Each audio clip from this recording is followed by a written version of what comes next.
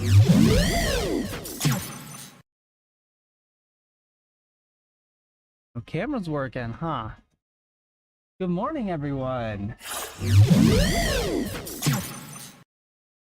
Let's see if we can get this camera situation figured out. That's inconvenient.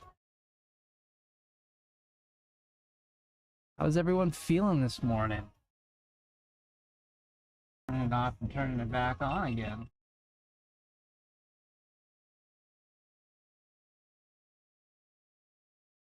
Flip back to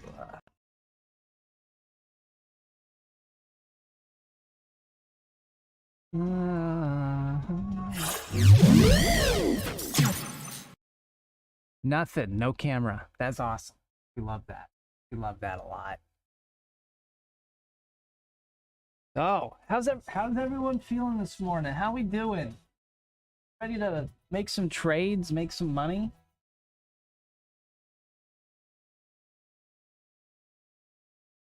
Maybe we'll get this thing to work. Maybe not. Looks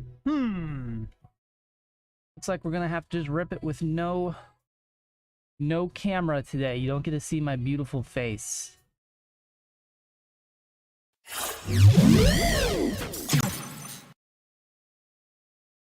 Let's see, who do we all got in here? Good morning, Mr. Coblito. Good morning, Mr. Fox, Mr. Cube Gift, OBH Howell, Adam, Toff, Franco Flo, Mr. Brian. Good morning, everybody. Yeah, we're just not gonna have camera. It's not gonna work. We're gonna get rid of that boy today. No camera. And we'll just talk about charts. We'll just go off of charts today. We'll kind of do some analysis, maybe take some trades. This is the day before FOMC, so I'm not getting too riled up. Gonna be patient today. Let's go ahead and look at the news. We had some news here early this morning. Employment cost index was what released early this morning. And I get hit 1%, so it missed by about 0.1. That's what gave us that little bit of a rip there. That's showing that inflation is coming down. That's what we want. But it's still not a whole lot. I don't expect too crazy of a, that's not going to affect the day's movement. So I'm not going to get too crazy on it. Here, right now, actually, we have Schiller. None of that stuff is going to move us too crazy. At 30 minutes after open, we have US CV consumer confidence. That might give us a little bit of volatility, so I will be flat through that period. Then I'll probably just wait for initial balance to get posted. That's the first hour. So we'll wait for that. Maybe just hang out. We'll kind of see what price is doing. Let's look at the daily chart. That maybe pulled up here. Daily chart kind of rejected against that long-term trend line. See here. This was kind of our theory. If you watched the CPI video that I did a while back, this is kind of rejecting right off that theory line that we had. What our theory was is that the Fed wants to taper this kind of bleeding in this inflation situation, but they said, hey, we've kind of hit our target as far as killing the market and killing the economy. So we want to start tapering that, maybe not kill the downtrend, but make the downtrend less aggressive. So my theory here is that we're no longer going to be under this blue line trend, but we may go into a less aggressive downtrend, which is this red line trend. And this is just a theory, right? We won't know until we get a legitimate top in. But that's kind of just the theory that we're working with, that we'll get into a less aggressive downtrend. We won't be into some crazy COVID rip, because that's what they're trying to completely avoid until probably mid-2023 is where my prediction is that we'll actually start having legitimate buying and solid uptrends consistently again. Because as you can see, anytime we get to one of these levels, we have some dramatic selling. People aren't really too eager to buy and hold and have like real buying yet. I'm kind of just waiting on that. Also pull up a 4-hour chart here before market opens. Duplicate panel. Our trades on this chart. Don't need time statistics on this one either. And then I would like to turn that off and just have the current month volume profile. Big. And then for our month, we want to have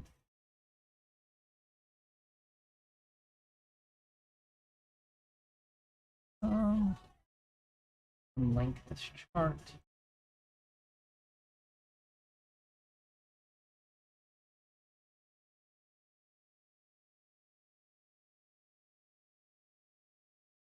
Oh, we can't go back 5 years. I don't have continuous contract on AMP. I need to get it enabled. So let's just kind of look at some level. Once this volume profile gets loaded here, kind of look at some levels here. Oh, that's showing delta. I don't. There we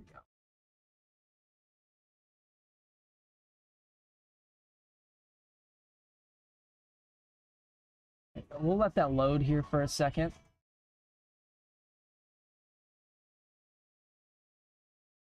That guy there. We did have a power trade earlier this morning, so that's something to keep note of. Like I said, I'm not too eager to take any trades in the first 30 minutes. That's just my rule. No trades in the first 30 minutes of the day. I don't really like to trade pre-market. As we can see yesterday, had a power trade at the high of day, then rotated down, and then we had quite a bit of volume right here at initial balance low.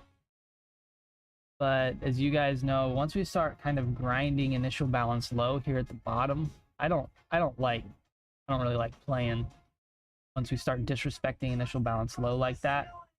Just not my vibe. It kind of goes against my risk reward and play that I like to take. I like to take just initial balance.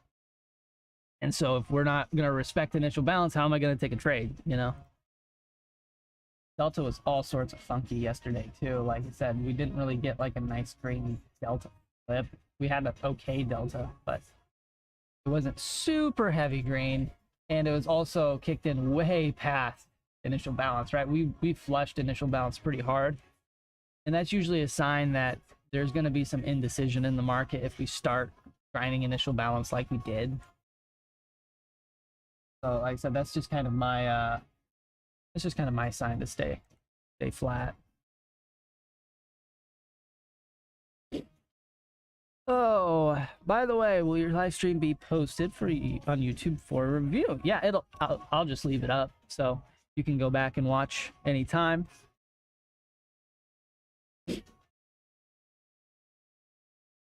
Your daily chart shows the bears want to take it down.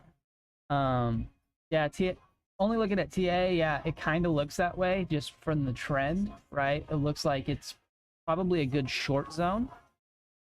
But like I said, we have FOMC tomorrow, so I mean, all TA is thrown out the window when it comes to I'll turn that music down. Sorry, Mr. Fox. I do have music on in the background. Is that better? So yeah, with FOMC on tomorrow, I'm not gonna take any like super hard bias position, because whatever they say, we could rip 400 points in either direction for no reason. So after FOMC is done, and after Thursday, I like to wait till the day after FOMC, because usually we have this weird retrace, right? The day after FOMC is usually actually harder to trade than FOMC itself. After Thursday, I'll do probably another CPI FOMC review video. After that, I'll do that video and we'll kind of talk about what our plans are from there. But actual FOMC itself, it's pretty hard to predict.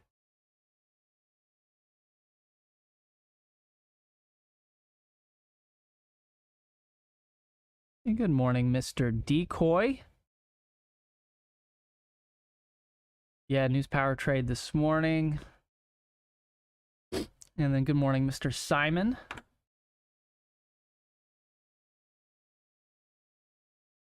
I hope you guys are excited for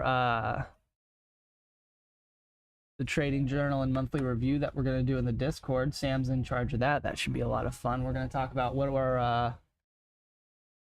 our struggles were throughout the month and what our plans are to make ourselves better. So I'm kind of actually looking forward to that. We're probably going to do, everyone's going to get on the Discord at the same time, and we're all going to talk about our strengths and weaknesses and our plans going into the next month.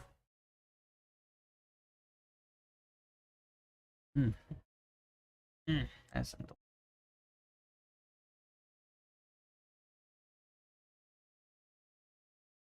oh yeah, look at that 4094 level. Let's go ahead and mark out.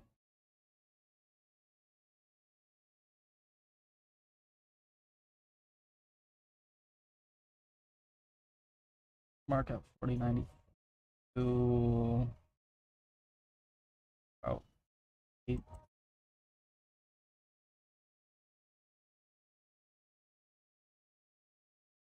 These are kind of wide zones, but these are just zones to kind of watch for.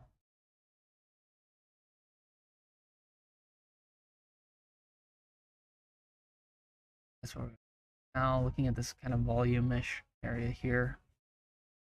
Oops, that's not what I wanted to do. There's a really good volume gap here.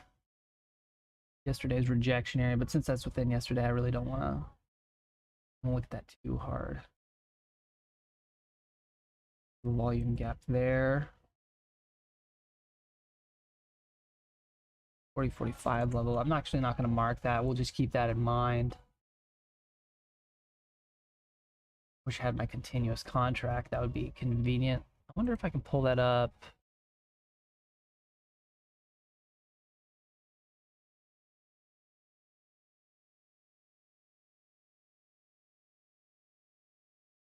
What platform do I use to trade? I use Quantower. It's, like I said, there's lots of other good platforms as well. Quantower is just the one that I use for now. Probably eventually move to Sierra charts, but holy crap, for any of you that use Sierra chart, you know how long and how hard that thing is to set up. So once I get it to where I really like it, I'll probably play with it there. 3980. We're gonna watch that level. Mark that out. Oops.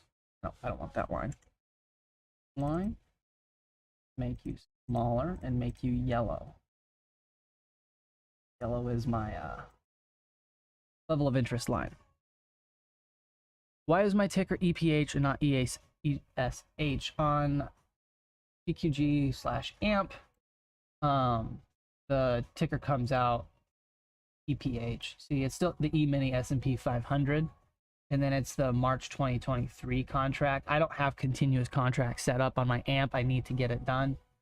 So I just have to look at the actual, the current contract, right? And so that comes out as EPH 23 on AMP. So that's why it's that. But it's still the same thing. It just comes out as a different ticker name for that data provider.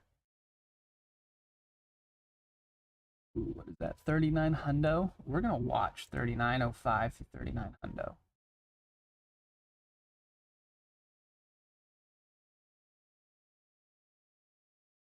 Yeah, nice thin level.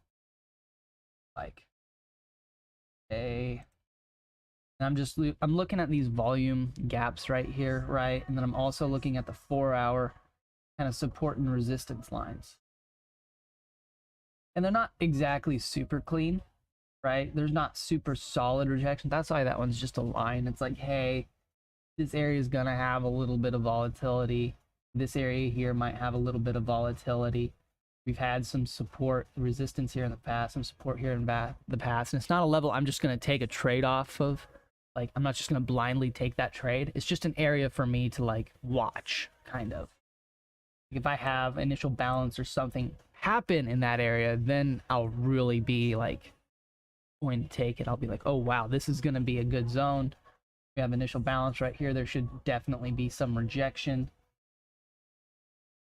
And then we have a super solid like support zone right here. And the reason I'm looking at this one is just this is the end of the monthly volume right here.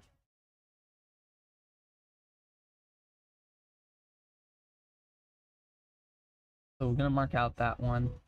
And once we get to that zone, I'll usually delete the line just so I don't have to look at it while we're in it.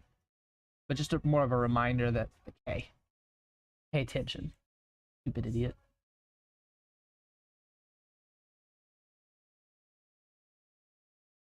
Okay, we got some lines drawn out. Do they appear on this one? They don't. That's awesome. We'll just keep an eye out.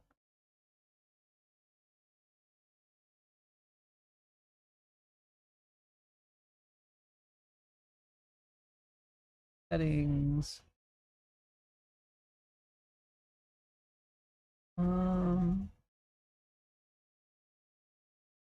There we go. All charts with same symbol. Settings. All charts with same symbol. Okay, so that one pops up now. But it's too late. I already drew those lines, which is fine. Fine. Everything's fine. I'm not going to be too mad. I'm not going to be upset. I'm not going to ruin my day. I'm too lazy to draw the lines again. Is your volume profile based on the chart session or the 4-hour candle? So on this one, are you talking about the daily or the monthly? On the monthly, this is just, oops, it's not showing. All right. On the monthly here, this is showing the entire month's, like entire January worth of volume, right? And then on this one, this is actually just delta. That's not even the volume. I need to switch that to, there we go. So this is just showing entire Globex through RTH volume. That's the volume that I watch because I include my Globex in my daily analysis. So I'll watch Globex and RTH, combine that volume into one. Quantower also doesn't allow the ability to switch between the two, which is kind of dumb. That's something I've emailed them about that they need to fix.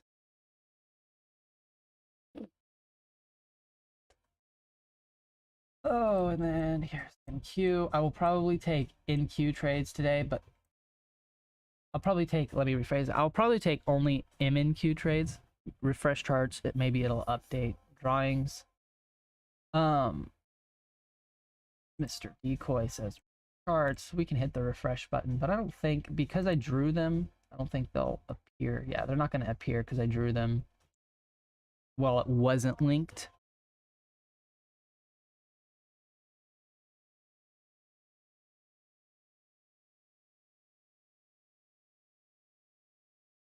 Now everything's messed up. Good job, Decoy.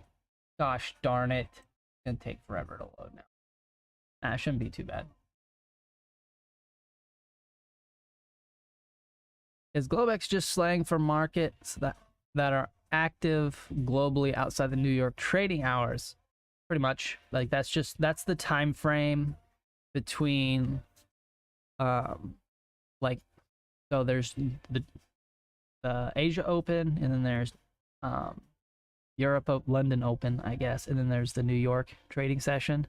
The Globex basically includes that Asia market session and the European market session. Because like I said, futures is open 22/7, right? There's only 2 hours where it's really not tradable. I guess it's really only like an hour, right? But we don't trade after the RTH cast session closes. So I'm gonna have my Apex chart off screen here, just because I don't use it for actually doing any market analysis.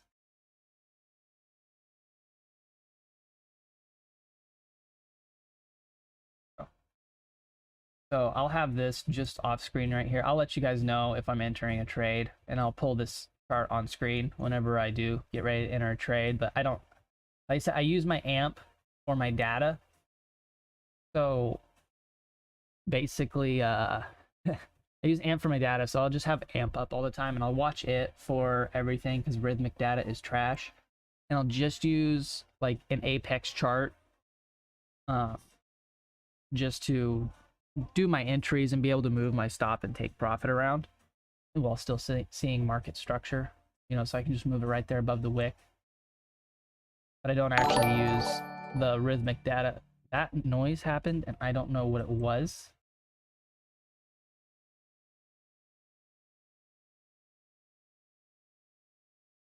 Okay. That just like scared me. Positions. Okay. We should probably just go back to, oh, new subscriber notification. Okay.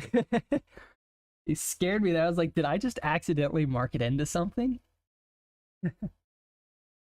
That gave me a heart attack. Because I only barely heard it. I don't have my headphones on.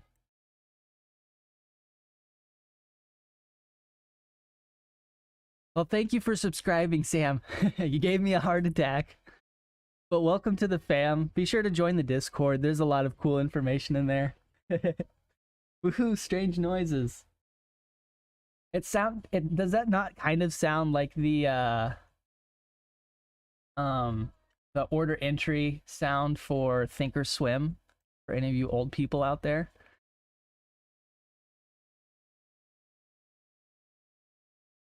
That gave me a minor heart attack. Just accidentally long like 10 contracts. Totally wrecked my account on a Tuesday. That's what we like. Okay, PA, APAC. Okay. And then I need to make another chart. So I'm gonna have an NQ chart and an ES chart open for my Apex. We'll start off the morning trade in Apex. After I get some trades in on my Apex account, I will switch over to Bullinox. So yeah, I'll be trading I have a couple performance accounts on Apex. I'll probably just trade the one main one first off this morning. I need to get some trades in on the Bullinox. I want it to get it to a certain level before I withdraw.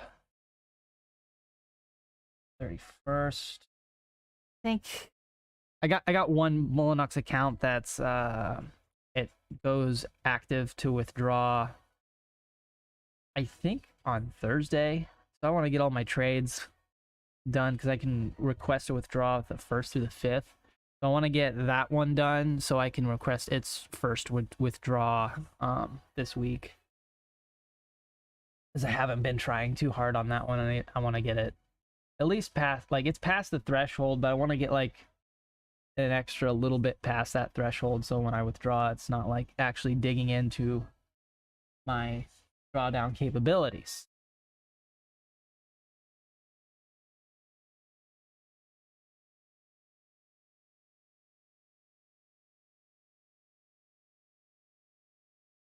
So he doesn't get scared of anything. He's just trying to be more relatable. I get scared when I accidentally enter like 10 contract positions. I've had that happen one time, and I'm not gonna lie, I lost like $600 in maybe 2 seconds. That's back on the Thinkorswim days. That's why you saw me just have like PTSD. Luckily the camera wasn't on. I was like having a PTSD heart attack. Because when that happened, that $600 loss was like half of my account. That was when I first started. I was like, oh no.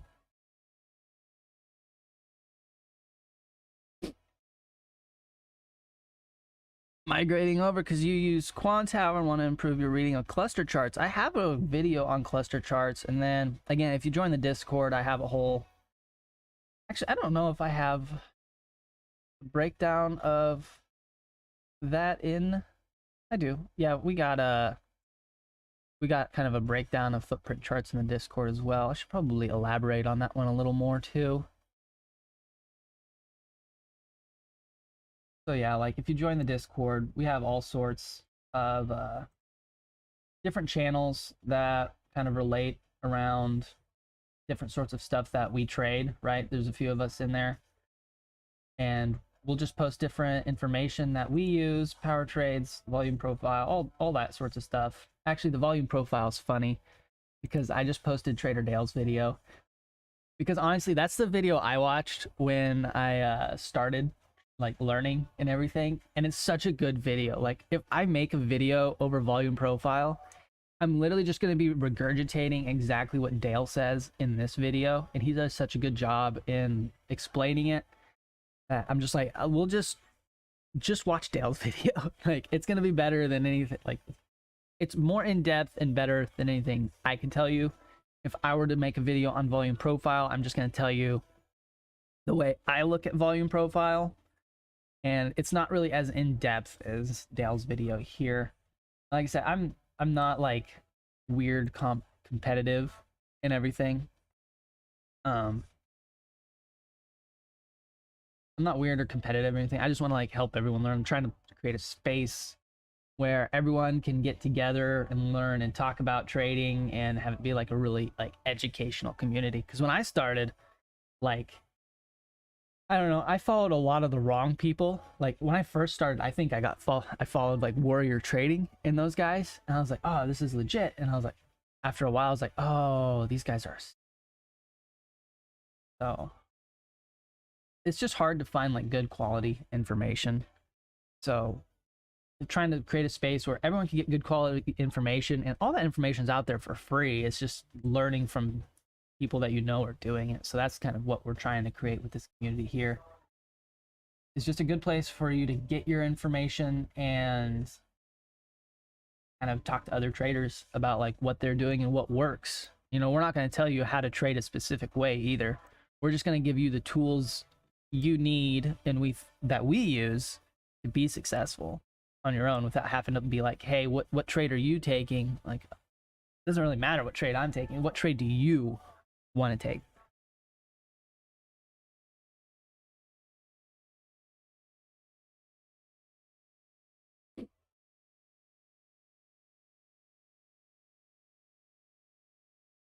Oh, you got a check from the FTC for $100? I should have. So what happened? So like 9 of us together, we were in a group on Discord and like, hey, let's all like pitch in and like we'll all buy this like Warrior Trading course. And we didn't use my card. We used a friend of mine's card. He got the $100 as well. But we all bought it, got in and bought it. And then after we bought it, we're like, what the heck is this garbage? What did we just waste our money on? Because it's like pretty expensive. Between 9 of us, it wasn't bad, right?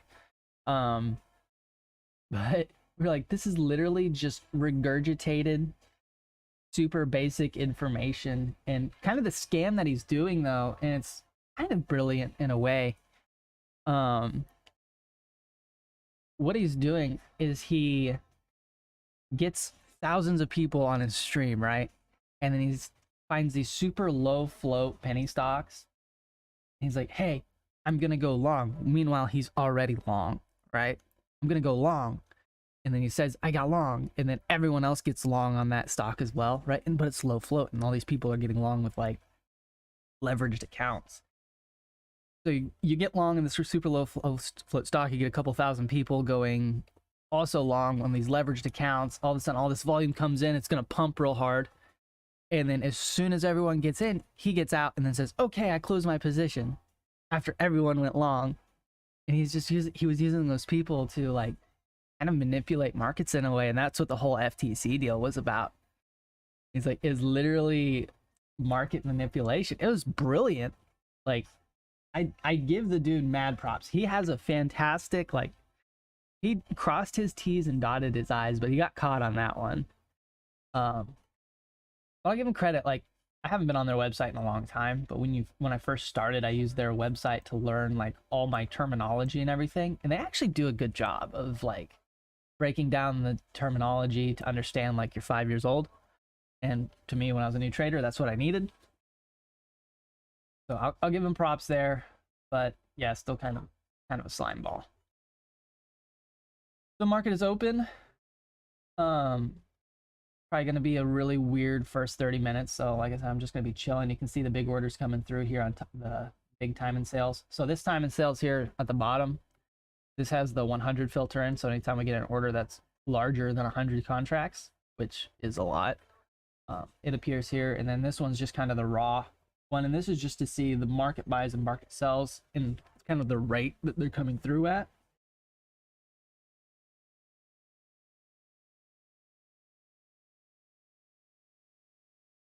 I'm just in the middle, in the middle of those zones there.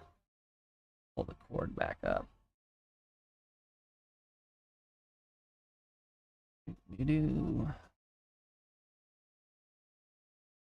Versions.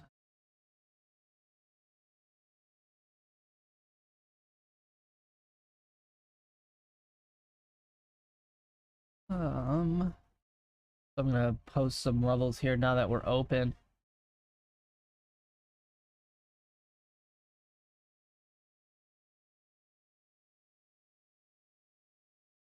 So I don't know how many of you know Day Trader Paradise. I do take their hedge pressure and doomsday levels.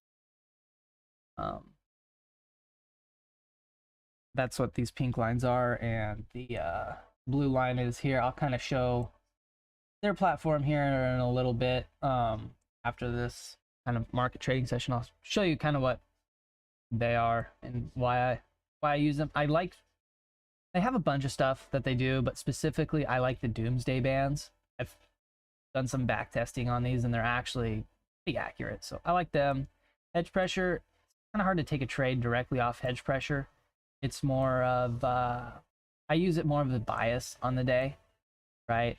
I'll look at monthly hedge pressure and daily hedge pressure, and it'll give you kind of a bias on where all the liquidity on the options chain is. Like, it's literally all hedge pressure is. It's a measure of options, right? And it gives you some really good liquidity zones, and that's what that is. I like having that like auto post, and I've been a member with them for like 1,000 years. So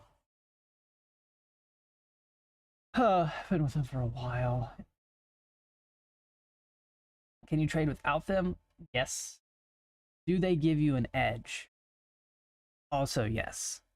So, like I said, you don't need it to be successful, but it's a nice extra little play I like to have in the bag. Like I said, I found it statistically valuable, so I went ahead and added it.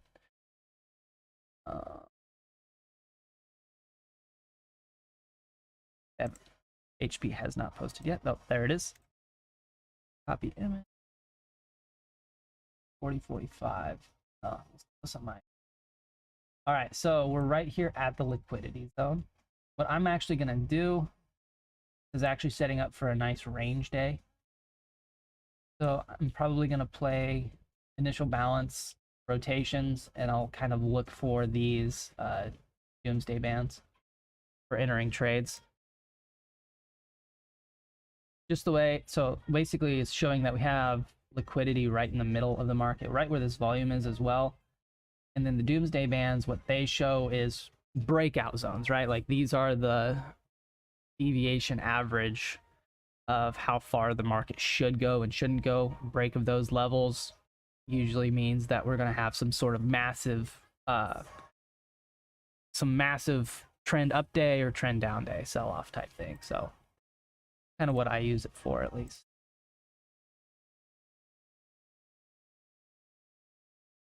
You know how I always said find one thing and then find tools to make that one thing better.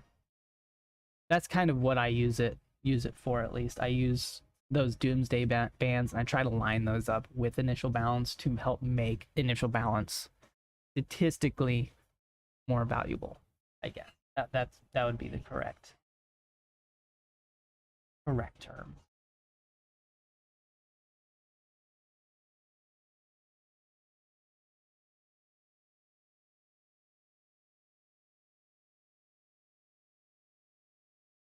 Mr. Renko Flow says that what he hates now is people building nice informative Discord just to make it paid within a few weeks. Not fun when you're still learning. That's super accurate. I hate that as well. Well, especially when the people that are making it paid, like, they might not even be profitable themselves, right? And so like it gets kind of annoying when like I don't even know if this guy's profitable and I have to buy his information. Like that's super annoying, right? If someone's ever gonna sell you something, I want to see your I want to see your results, right? Show me that you're actually like this information is worthwhile and not some sketchy like, oh, I made money today. I want to see like 6 months. Show me 6 months worth of P&L that this product that you're selling me can actually make me consistently profitable, or show me a year or 3 years, you know, show me something to make me believe that what you're doing actually works. And if you notice, when you ask for something like that, if the person deflects or starts insulting you, then they're 100% a scam. Like someone's selling a product and they're claiming it as super profitable, they should want to flex their P&L because they're super profitable. Yeah.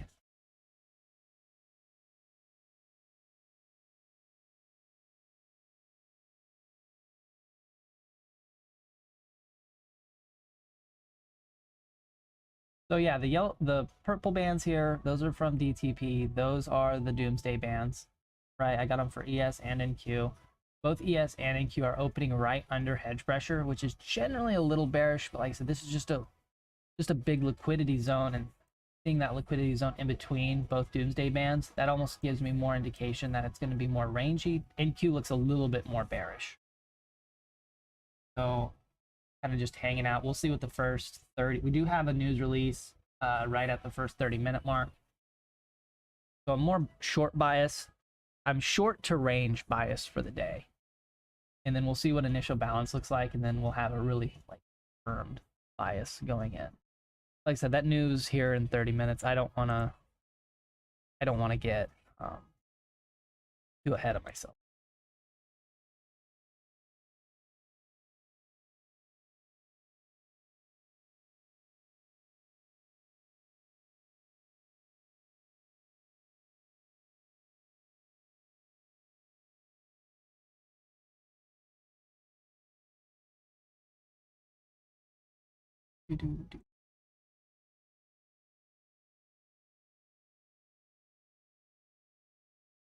Hmm.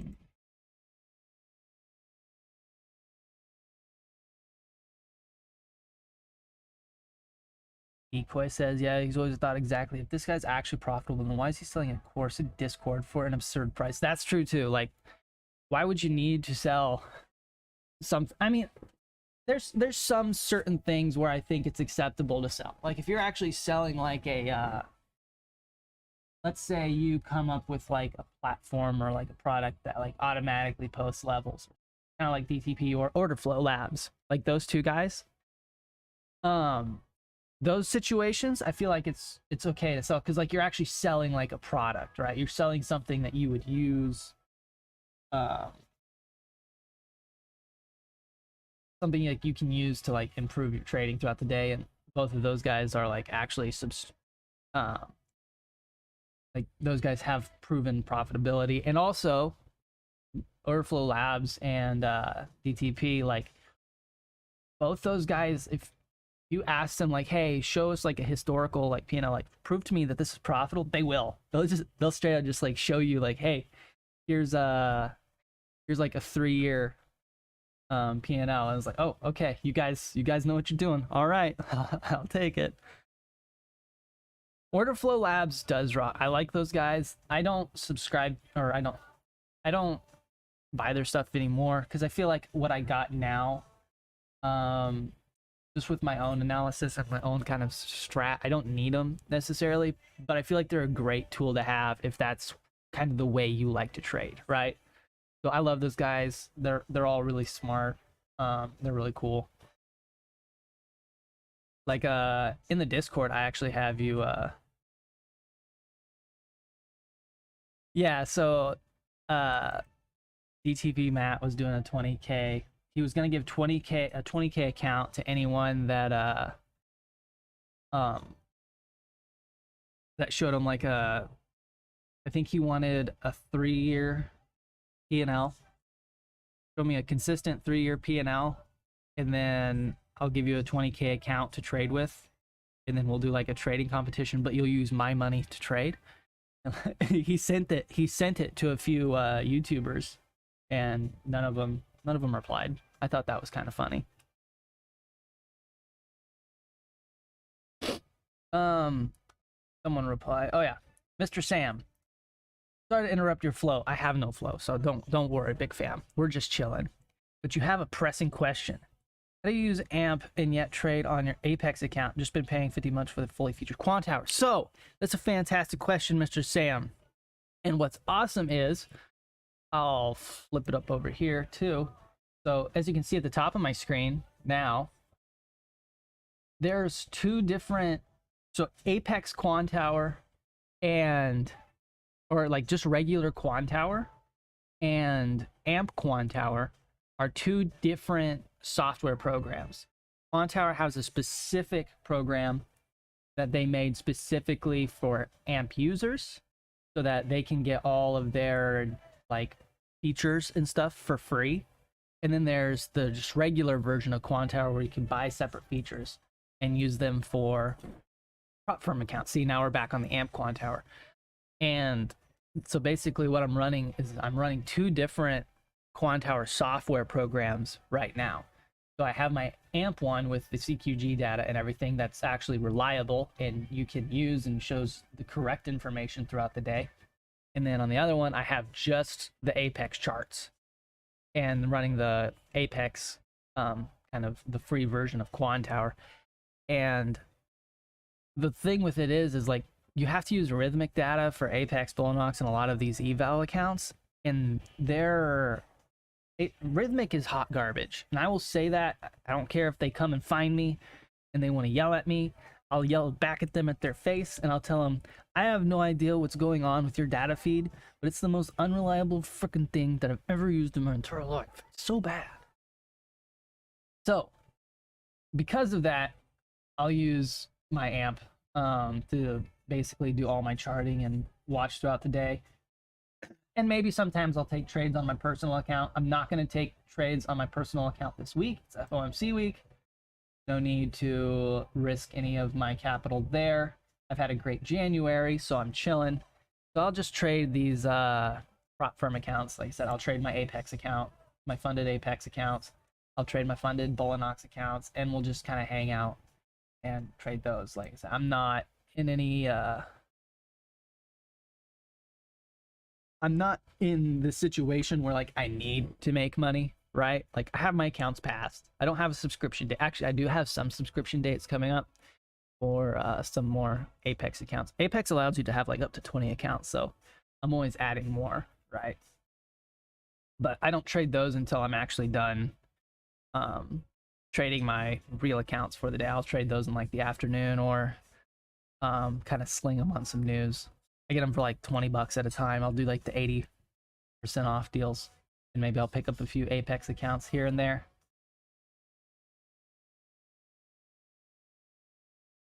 But yeah, so when I said, when the market's going to be in a sus situation, I'll just trade the funded accounts. There's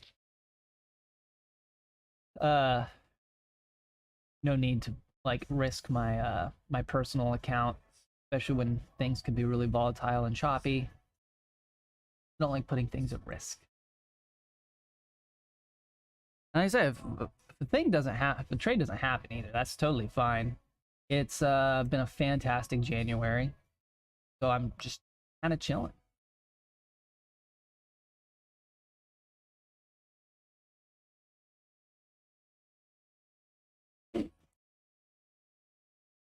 Mr. Ranko says he wants to learn how to interpret the market without any special indicators or fancy stuff. Yeah, I mean, the biggest thing is, oh, Mr. Kalito also says trading some other person's money, like being a free employee for someone, not to mention. No good trader would go for the 20K deal. Yeah. Yeah, but I mean, he was like you say, he said they could keep the money or it would all go to charity. I don't remember what it was, but yeah, it's whatevs. Like I said, I'm not here for internet drama. I'm just here to make trades and kind of vibe with you guys, talk with you homies in the Discord.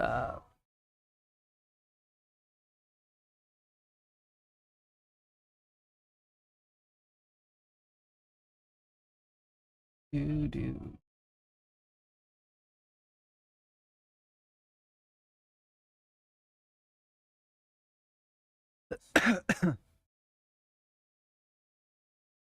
Mr. Colito says PA is hard to learn.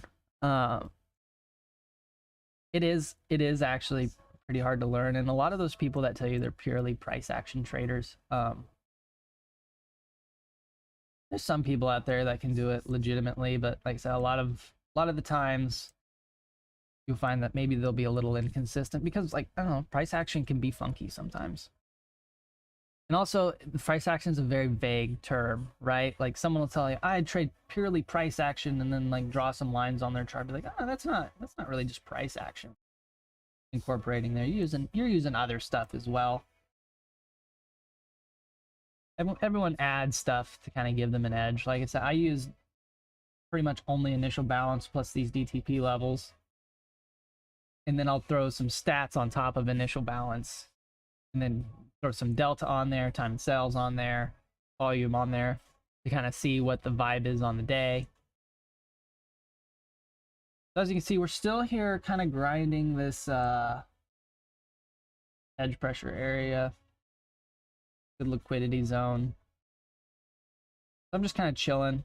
The first 30 minutes, it's going to be gross. Like I said, so far, it's been pretty gross, right? That was a pretty intense short fake out, right? If you were looking just at the candles, that's a pretty good short looking setup. Now we're ripping past it. I get a little bit of a short squeeze. We'll probably see a little bit of rippage, maybe. I don't know. This is going to be a tough little level to get out of.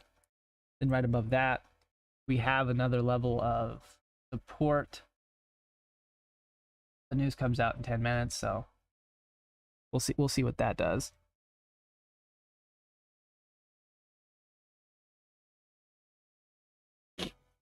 You're finding that rhythmic data comes in at best at 150, and then when traffic comes in, dude, whenever we have news events with rhythmic, my whole platform just like stops. It's just like, hey, it's not good. It's a bad situation.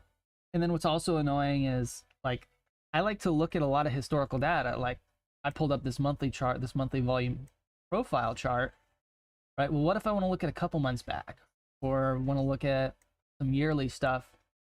When you're on those evals or using that rhythmic data, they limit the amount of data that you can have per week.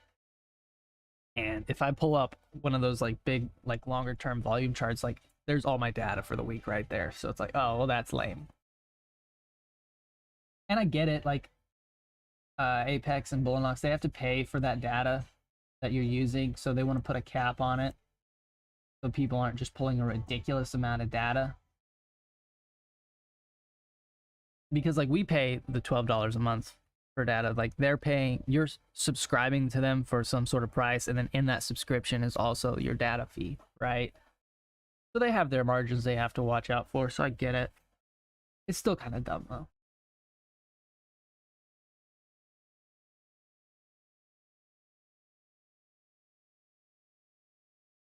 Breaking above this level, doing a little rippage action. Ooh, you know what I need to do? I need to switch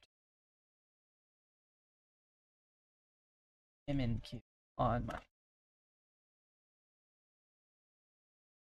Yeah, so I'm actually going to trade MNQ today and MES because today is Tuesday, the day before FOMC. We're on stream. All of those factors together, I'm not going to trade like a ridiculous money. I'll probably put 5 contracts on.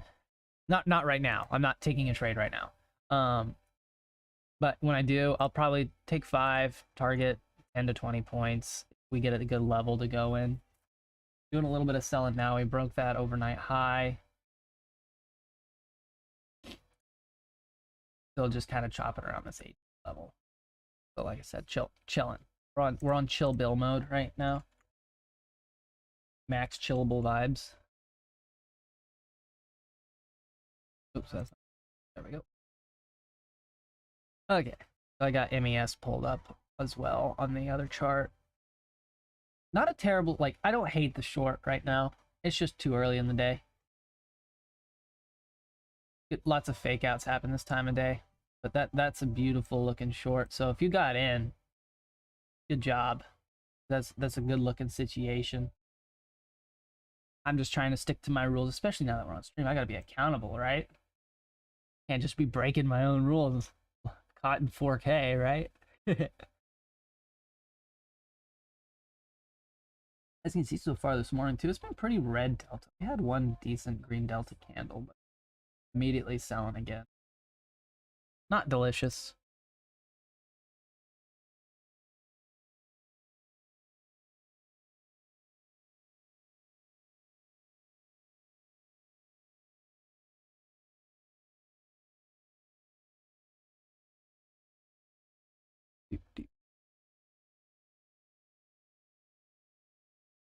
Yes, we got news in 8 minutes.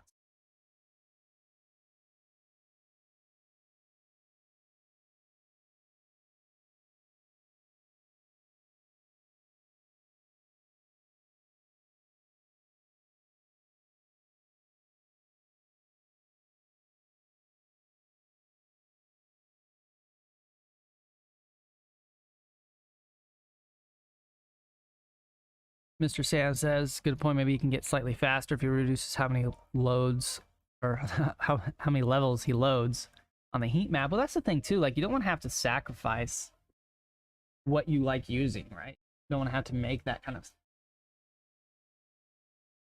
that was like me using the rhythmic data. Like I couldn't always load like historical footprint chart or historical volume profile, and you don't want to have to sacrifice something that gives you an edge. Kind of bums me out. Mr. Decoy says ES has an unfinished auction at low of day. It sure does. So that gives us short bias. We'll see what this news does here in like 6 minutes. I'm not gonna take a position going into news, but that is a short target for sure. If you guys don't know what I'm talking about, right here on the footprint chart. So let's zoom in a little bit so you guys can see what I'm talking about. So a footprint chart is showing you the amount of buys and the minus sells, market sells that are at a level, right? This is the same stuff that's going on over here. It's just actually printing it at that level in that candle. So what we can see here is at the bottom here, at the bottom of this 5-minute chart and this 5-minute candle, this is at the low of day. We still had a lot of buying and a lot of selling going on at this level. So what does that tell us? That basically tells us that people are still wanting to do transactions lower. Like people are like, hey, I'm still interested in buying and selling this level. Theoretically, it's like, okay, if this is an auction process, like let's say the bid or the ask, you know, this auction process, we could go lower. People are still interested in doing transactions lower. So we should go lower. And then I did some statistics on it in 2021, and it was in like the 80% range, like a really good 80% range. I don't have it anymore. I lost that data sheet because got ransomware a while back and I lost everything on my computer. But in that study I did, it was like in the high 80% range that if the high of day or low of day. So right now the high of day is a finished auction, which is a 0, right? No more buyers are interested in buying at a higher level. The high of day, low of day, if they are an unfinished auction, which is the screen, right? That would get filled and fixed over 80% of the time, same day. So you can take that statistic and use it to your advantage. The only thing with that is that you're like, okay, so I have this level, like this target that I want to try to trade. Now I have this target, but I need to be able to take a trade towards this target with proper, I need to be able to take a trade towards this target with proper risk reward. So that then becomes your mission. It's like, I have a target, I just need to know an entry. So that's where I use initial balance a lot of the time. So let's like say we break above initial balance, and then we come back and retest initial balance high, but the high a day is still an unfinished auction. I'll long initial balance high with the target of that unfinished auction at the high a day, right? Same thing with going below. If we break below initial balance, leave an unfinished auction at the low a day, come back, retest, I'll then short initial balance low, targeting that unfinished auction. That's one of my favorite plays. Mr. Cablito says, how far left do you look for completed auctions? I only look at the current, like the current regular hours trading session. So like the New York 8:30 through 3 o'clock. So the only finished and unfinished auctions I'm really concerned about throughout the day is the high a day and the low a day within RTH. That's really all I'm looking at. If we've gone past the next day, like let's say we did leave an unfinished auction at high a day the previous day, I no longer take that previous day into consideration. It's the next day. Maybe it got filled in Globex, maybe not, but I don't have a solid statistic because it doesn't happen that often, right? So I don't have a real solid statistic and enough data to be able to trade that situation. So I just focus on the current day because I have a lot of statistic and a lot of data points surrounding that. Honestly, the short looks so good, but we have news in 2 minutes, so I'm staying flat. But man, that short looks delicious. Like, I was so tempted to take it. But luckily I have you guys to talk to, so I'm practicing. So forced to not take it. Although I could have gotten paid. It's okay. It's okay. We're going to be all right. There will be more setups. There will always be more setups. The market moves all day, every day, except for the weekends.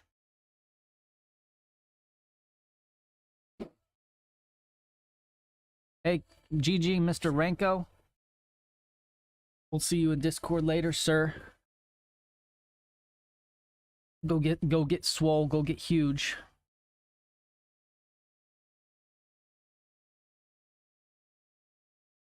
So yeah, news in 1 minute. Let's pull up the juice, the financial juice. That up right here so we can see what this news is right here. Financial juice is what I use for all my news. I also, so in the Discord as well, Master Decoy posts the news every day.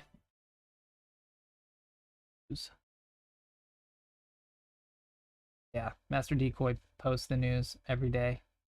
But we have news in, now we got 15 seconds still. So yeah, every day, Decoy, Seth will post earnings, news in the Discord, so you guys know going ahead of the time that what to look for that day.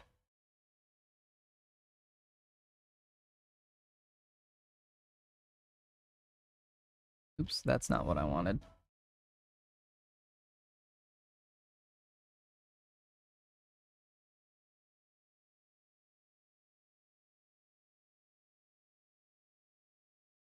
And there it is, actual 10.7 or 107.1, forecast 109, previous 8.3, and we got like no movement off that. Not really much. So,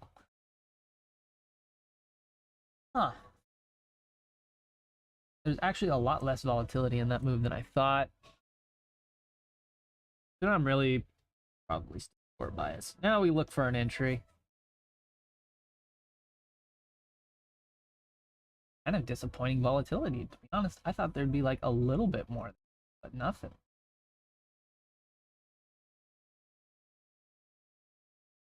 So now we're coming back to that initial balance low. We'll see if we post a finished auction down here, but I think we're down for a little bit more move down. As you can see, hedge pressure, right zone of liquidity, gave us a little bit of bias on the short on the day. Provided a pretty good short. Like I said, I don't usually take a lot of trades directly off hot hedge pressure because we will be usually chop around it for a little bit. and then eventually move away. So it's kind of hard to get like appropriate. It's not like a well-defined like super hard level because it's actually based off of like SPY and QQQ. And that so there, and then we just convert it to futures. But it gives us that good bias. We chopped around it for a bit, starting to sell off. We'll see if we can actually break down, maybe get a little bit of selling going on today. Like I said, I'm short biased with a I'm in like a short range day to maybe short bias type of day. That's the vibes. Good range, a downtrend. Now we break above 4072 and 12100, then I'll start maybe looking for some hard longs, but below those levels, still kind of thinking that it's probably a range day situation for shorts.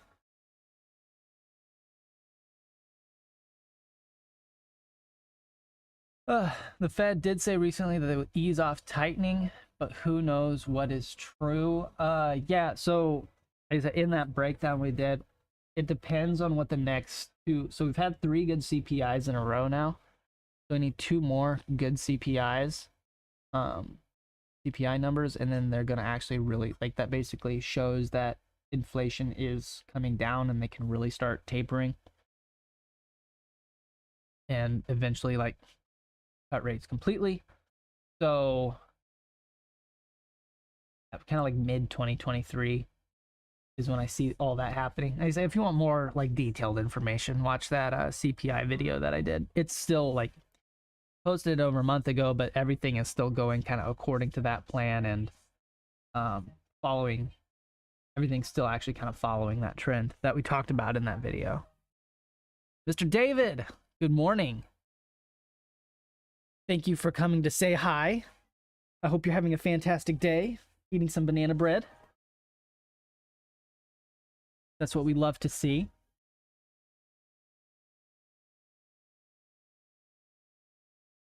Well, while this is chopping around, we're kind of testing VWAP here, but we haven't really moved enough for me to like really think that VWAP's going to be a level that I'm interested in. I know it's also right there at initial balance low, but I think initial balance low is going to break. Oh, that's another thing. I don't have VWAP on my ES chart. Let's pull that up there. There it is. There it is. I like to have VWAP on there. That's more of a, I don't use it necessarily to trade off of, but I like having these bands to have more of an idea of how extended we are in the current trend. Get some banana in your oatmeal just now. You are ready. You are ready. You're ready to get it. So while this is chopping around, I'm going to be right back. I'm going to blow my nose. I'm allergic to cats, and I have 3 of them.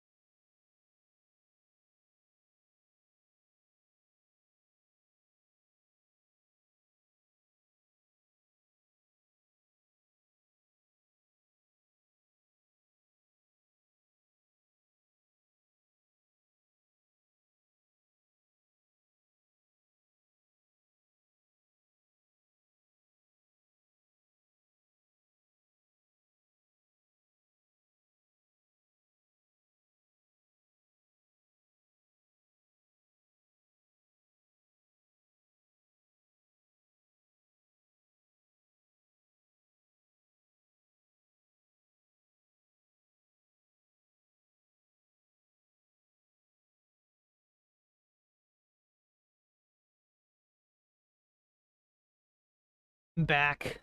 Nose is blown. We feel better. We can breathe. Life is good.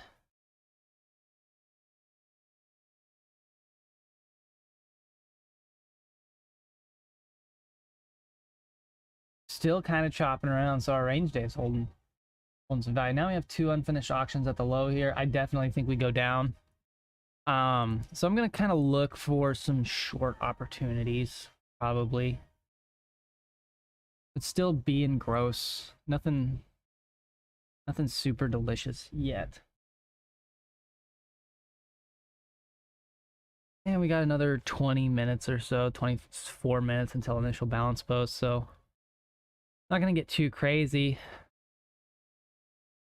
Need an entry point that's actually got some good RR. I like the short, like I said, but I need a reason to get. I need something. I need something that screams, "Hey, you idiot, be short right now." But there's nothing that really looks that delicious. So we're chilling. We're waiting. Being patient. Right now it's just a bunch of chop.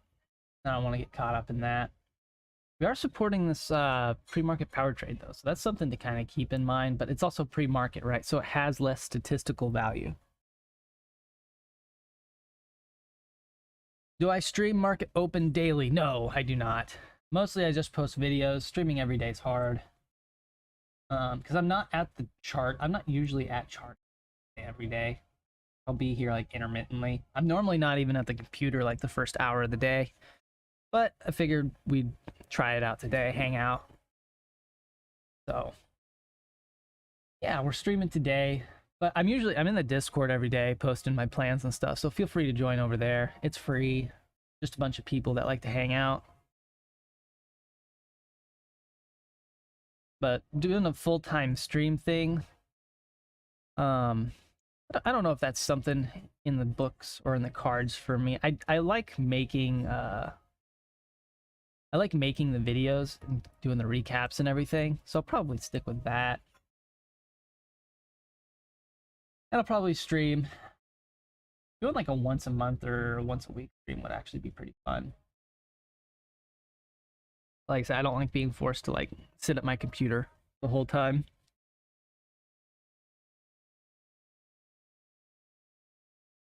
Because sometimes, like I said, sometimes I'll log in like right at 9:30, which is like right when initial balance posts for me.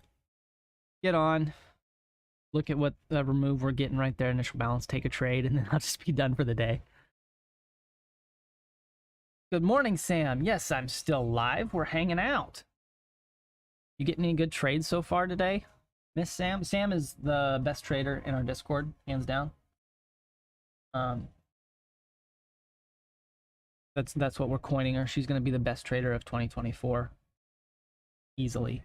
She's got the most discipline and drive than any of us. And she's also the one that's leading the whole accountability thing that we're doing in the Discord, so.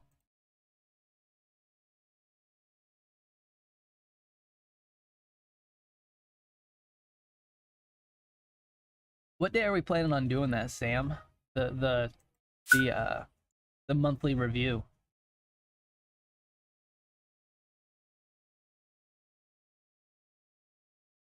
I'm also flat. Been kind of waiting the first 30 minutes. Oh, we got a power trade right here at VWAP. That just posted, so we're watching that. That put a finished auction at initial balance low. We're still a little early, taking a long. I don't like the long necessarily, so I'm chilling. Not a super sexy situation, so I'm gonna sit flat and kind of let this happen here. I don't like it. Quite a bit of sells for thinking of. Sam says she's thinking about Saturday. Somebody asked the weekend because time zones. Yeah, I definitely won't be there on a Saturday. I can tell you that right now. Because I'm usually out of town on weekends, going and doing weekend stuff. I feel like that's the case. I feel like we would just need to pick like some certain time on like a weekday that everyone's going to be around, or that most people are going to be around. You just have to look at the time zone chart and like who's all interested in coming and make a day off that. I don't know. Either that or like a Sunday night deal would maybe work. I said I feel like Saturday's not going to work for a lot of people. At least Saturday doesn't work for me. At least if you guys want it, you guys can do it without me as well. I'll be around on my phone, but probably intermittently.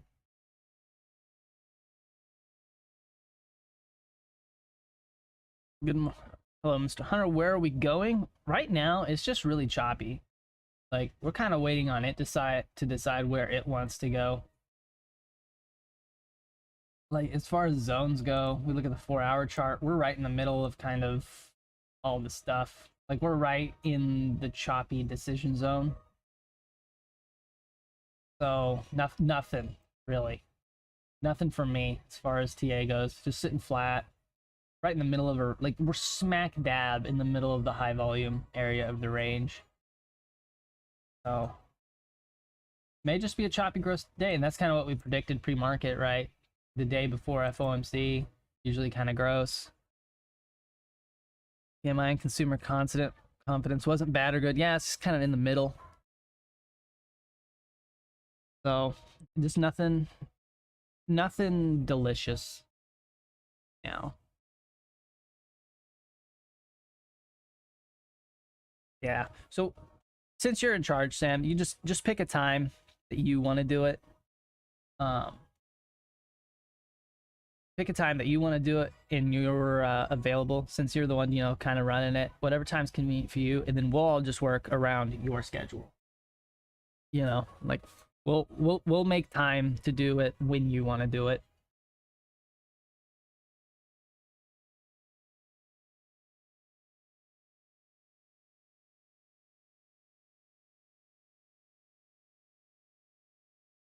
And also, like, if someone can't be there right at the same time that we're all doing it, like, they can still post in there later and we can talk about them later, whenever they are available. That's the nice thing about it too. So lots of green delta coming in, as we can see down here, about 1,000 positive delta, but not really. I mean, we are bouncing right off that power trade, but it doesn't look great structure wise. We got a lot of stuff going on here, just really gross. Like, buyers are trying to break above this short zone. We got a finished auction at both initial balance high, initial balance low. Got about 15 minutes till it's done posting. So just a good time to sit flat, wait for something clear. There will be a clear setup. We just got to wait on it.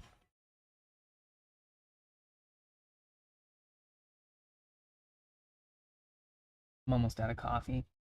It's probably a good thing. Don't need to get too crazy. Don't need to get crazy.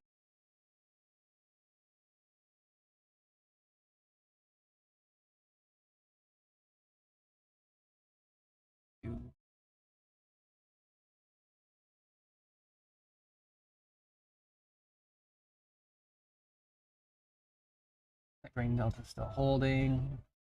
Kind of a tight initial balance here. What is this, 60? Yeah, it's like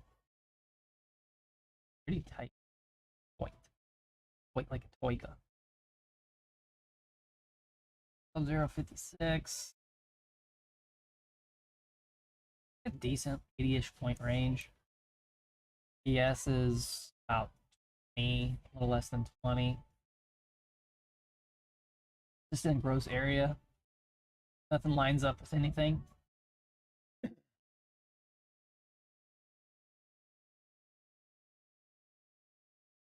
We'll hang. Like I said, it's super choppy morning. And that's kind of like typical. Every day that I decide to stream ends up being like a super choppy gross day. Almost guaranteed.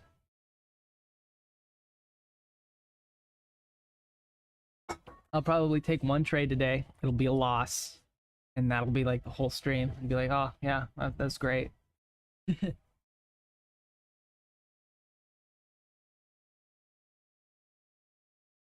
So at this point, I'm looking for that higher day to break. Maybe get a wick to the upside, see what happens then. Still got 15 minutes to see what initial balance wants to do. Maybe we get a little bit of rippy. And then take a short, maybe at Doomsday High, that DTP level up there. But we're still just kind of stuck in this liquidity zone.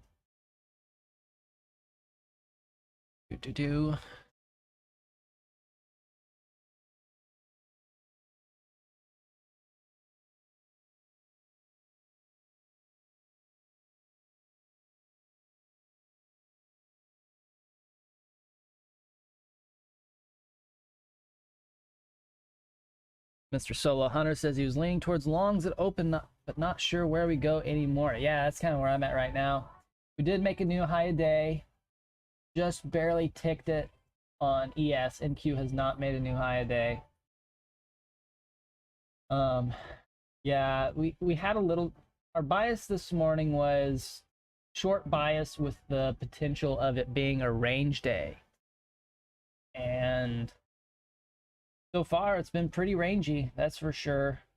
A couple good short opportunities, kind of trying to break to the upside right now, break above that liquidity zone. But still nothing like super sexy. That power trade at the low of day, if that's going to be the low of the day, I'm going to be Eddie, but I didn't get in on that. But like I said, it doesn't look great. I've seen better looking trades. There's just no reason to get into something that doesn't look absolutely delicious.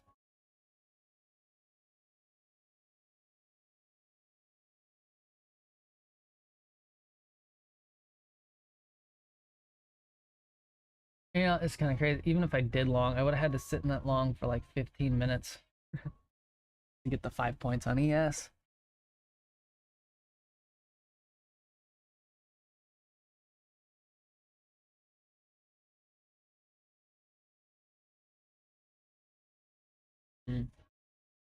Hmm.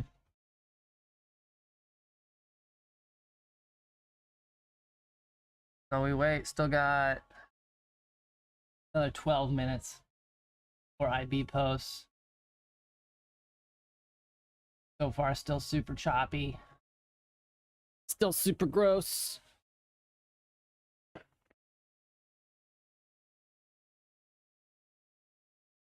So we wait.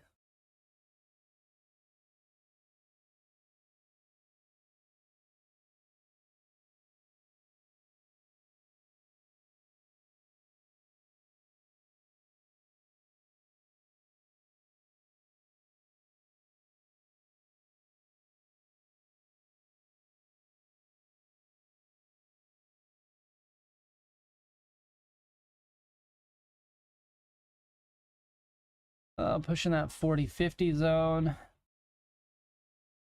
Really trying. Delta's pretty high. A lot of buying, not really going anywhere. If this slaps, could slap pretty good.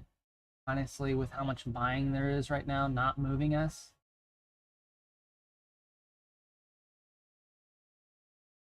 Not really. There's not like an iceberg or anything on here though. Looking at Dom, nothing crazy. Like that's that 250 block. Like that's really nothing. It's not a lot. It's kind of a lower volume day overall. Honest. See if we can bust above that. That 250 block's gone. Probably gonna try to pop a little bit here.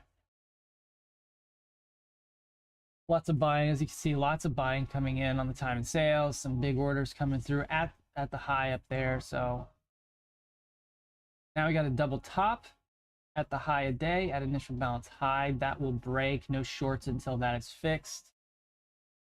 Should be fixed relatively. So since we're chilling right here. What are your two rows at the bottom of footprint trip? Volume and single candle delta. Yes, that's exactly what it is. So the yellow here on top, that's volume per candle, or actually it's just trades. So let's see here. I can pull up the clock. Where you at? So I have it coloring by volume. Or no, that would actually be, I'm dumb. I'm dumb. There we go. So I have trades on, which is kind of, it's basically the same as well. I was just showing the total amount of trades per candle and then delta per candle. And these kind of go hand in hand. So, I mean, I could put the volume on there, but it's going to show the same thing. Like the numbers are going to be different, but it's going to show the same difference, right? Like there's a candle with a lot of trades. There's going to be a lot of volume in that candle. So I just keep the trade on, mostly because it shades them differently. But you can use whichever one you prefer. I said they're going to tell you kind of the same general information. Now we're selling a little bit. Still got a double top at the high of day. Statistically, that should fill the same day. It's an over 70% statistic. So, like I said, no shorts until that's fixed. So we'll actually look for a long. Not sure where we'll get a long at. Definitely not going to long at high of day or up here. So we'll just be patient and wait. If we sell off a ways, then we'll look for a long. But I kind of look for it to get filled while we're up here.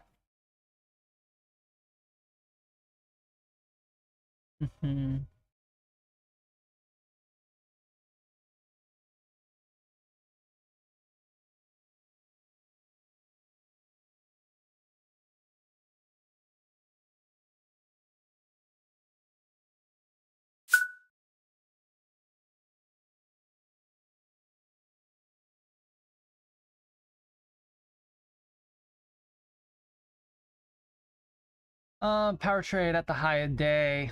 That actually looks pretty delicious. That actually looks really delicious right there at 53. Power trade at the high of day and the low. It's actually kind of crazy. I'm really tempted to short. Might have to try it.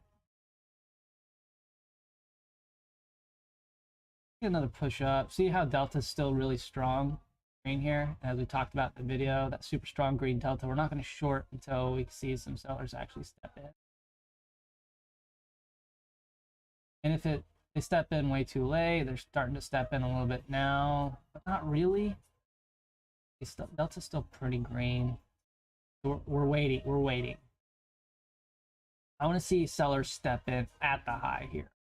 Right? If they step in late, it's just a bunch of people doing what I want to do. In which case, like I said, I'll miss it. And that's okay.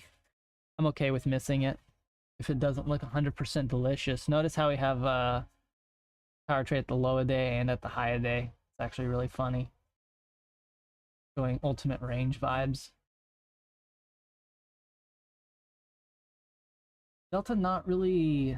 I mean, it's coming down a little bit, but nothing crazy. It's a good short opportunity, but I think I'm gonna miss. There's the flip, but it's happening just too late. Happening just too late for me to want to get. That's okay. I'm not feeling pressured. Trades. The double top at the high of day is fixed.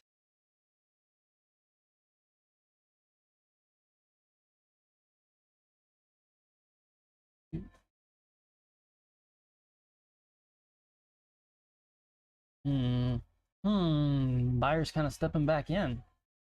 Suspicious. Suspicious. I'm not in any trade right now. I'm just kind of watching.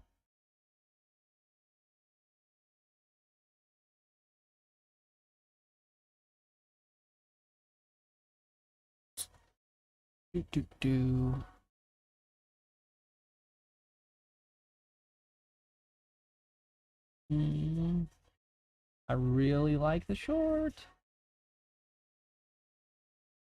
Not getting in yet. I'm in. Stop right above that previous little candle.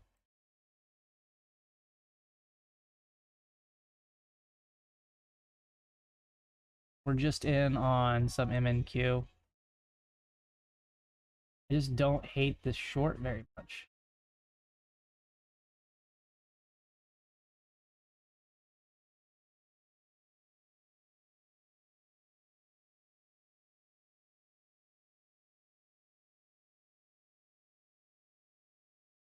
So we're watching Delta here.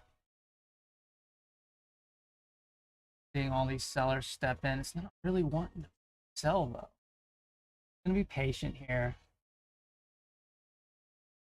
If we get some actual selling stepping in, not wanting to step.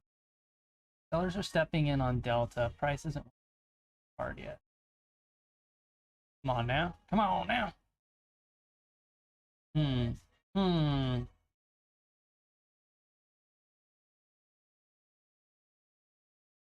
Stop to break even.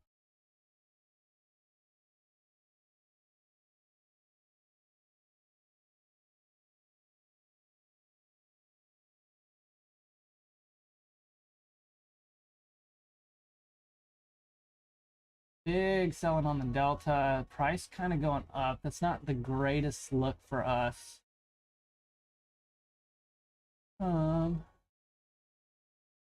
Big selling on the delta. Price not wanting to reject though. That's not a great sign. Price can't flush here. It's going to mean some rippage. Big selling on the delta. Price still not coming down. I am concerned, so I'm... Oh, what happened? Price not wanting to sell. Big red delta. Price needs to break down here. We have some passive buyers going. Let's look at the time scales. I'm not liking it. I am moving stop to break even just because I think there's some potential rippage here if we don't flush right off this level. Oh no. Oh no. Yeah, we got break even there. I'll leave the runner on.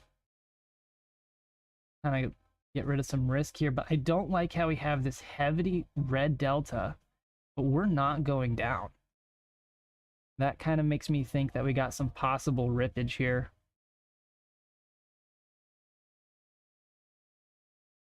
We'll see you later, Mr. Sam. Hope you have a fantastic day. I hope to see you in the next one. Yeah, so we were right. There is a little bit of rippage here. I'm leaving that runner on. Like I said, it's pretty light leverage, so I don't really care if it gets stopped. It's worth the shot. But we have this super red delta, but price isn't going down, right? With price not going down, super red delta, that means there's some big passive buyers chilling. And we made the right decision by putting that stop at break even, right? So we'll let this runner just die here at high of day just because the risk reward is still there. If it does end up rejecting, it'll be a nice move, but it's not something that I'm really willing to put a lot of leverage on, right? So we're just gonna kind of hang out and wait, but I bet we go back and slap that high a day.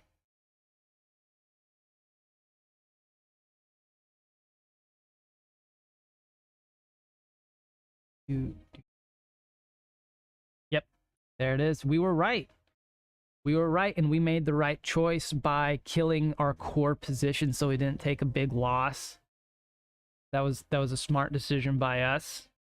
We saw that big red delta. I hope anyone that's watching right now, you saw that big red delta, right?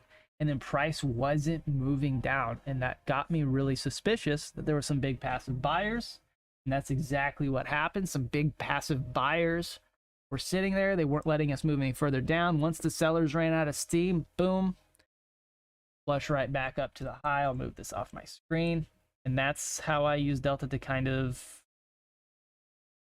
gauge what I'm doing. That was a good move by us. Like I said, it was a good risk reward situation. We made the right decision by killing the core position at break even. Left a runner on because, like I said, the risk reward was still there if it did end up breaking down, but it did not, and we took a very small loss. So we're chilling. We are chilling, and we'll just wait. Down $35.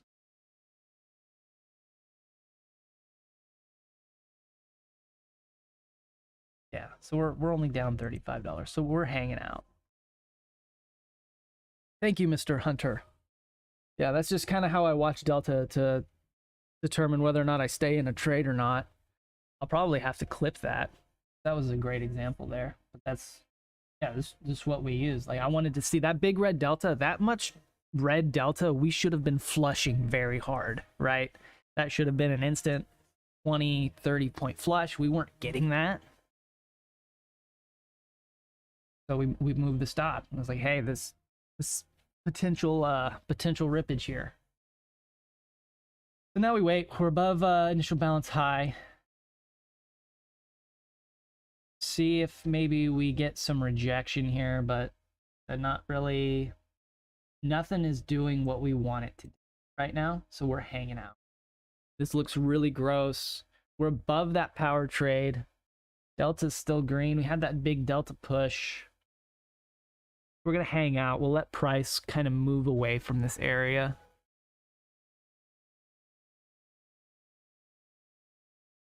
Let me pull up my account number so you guys can see, be transparent here. Need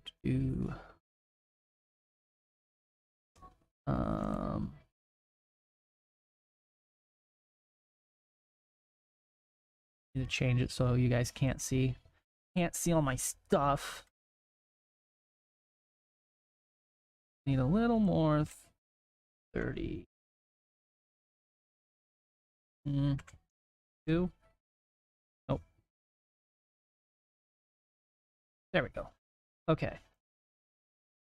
So here's the Apex account. We're down $35. That's nothing. We're chilling. That's why I wanted to play with light leverage today. I expect the moves to be a little fucky, a little gross. Day before FOMC. So light leverage, player moves safe. $35 is nothing. So basically still break even on the day. Not even concerned.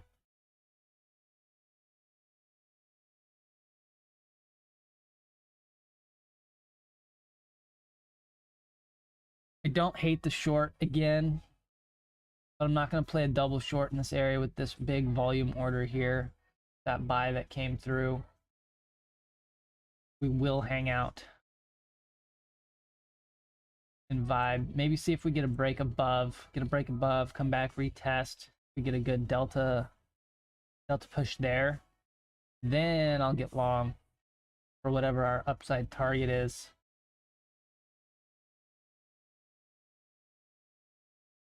We've kind of grinded this upside a little too long here, where I don't like the R&R on the short. I'm gonna hang out and wait.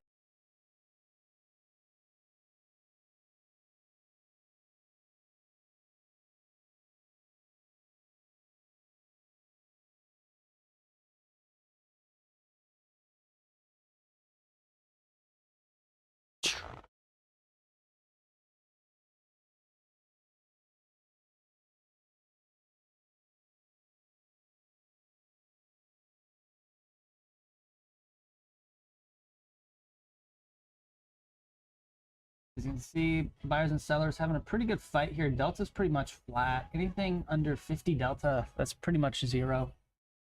Yeah, not much has happened these last 3. It's like been a pretty intense fight these last 3. Right, so we'll let them kind of decide what they want to do.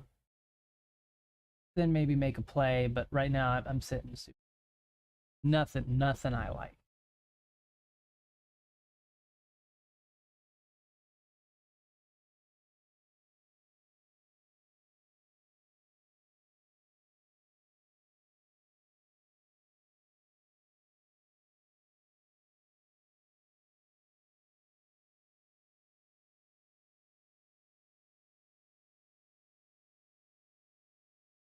If anyone were to convince me to take a short right now, I wouldn't hate it. I wouldn't hate that short. That looks good. I'm not going to take it, but I don't hate it.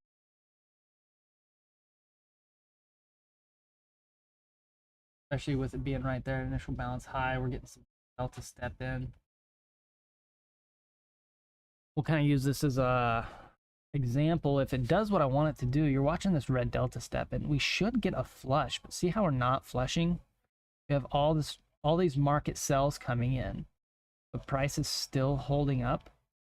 That's not good for bears. That means there's some big passive buyer sitting right below, and he's preventing us from going any lower, right? So he's just basically absorbing all those market sellers, pushing us higher. But it's also not a situation that's really longable, in my opinion.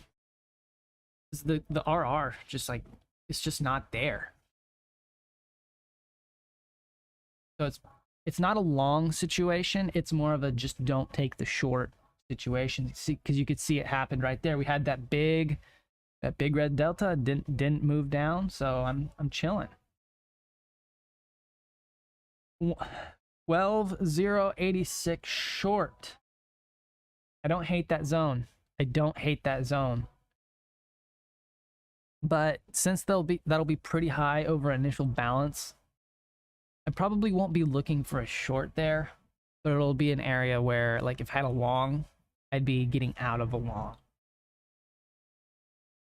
In my opinion, right? You don't follow my trades. Don't stick to your own plan. That's just like my opinion of how I would play. If I was in a long from the lows right now, seeing all that absorption, would be like, hey, that's pretty good for my long. I'm not getting out of my runner necessarily yet.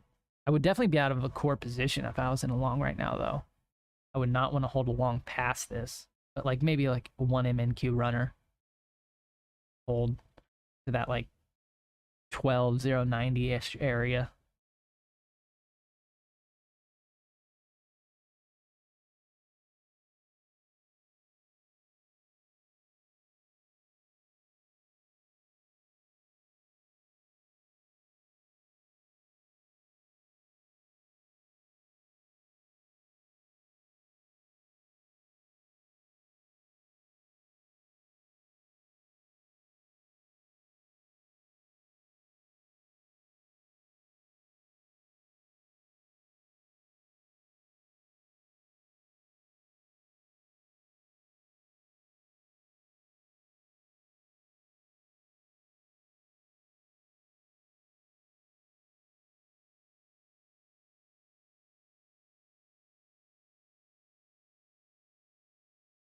Yep, slow grinding up through some good selling opportunities. Lots of decisioning going on right here. Like we've been watching Delta here. Almost all of these candles have had really red Delta at some point in time, and then ended up getting clapped. I wonder if I can pull that up.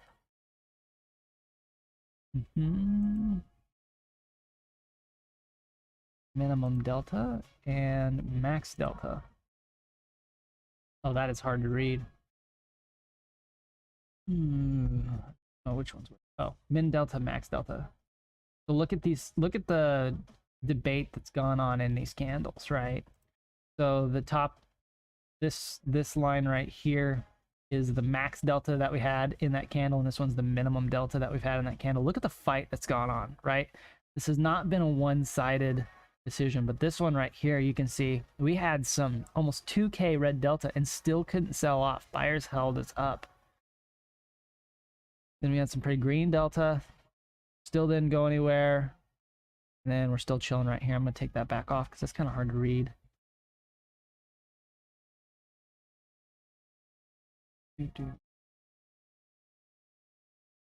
Now some selling's happening, but not really getting much ouch,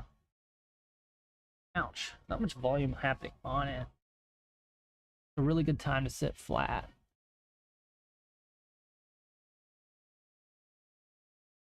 See what happens. Like I say, it's being gross.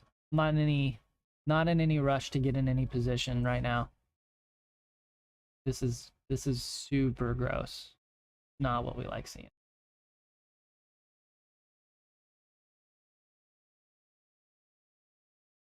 Thank you, Mr. David.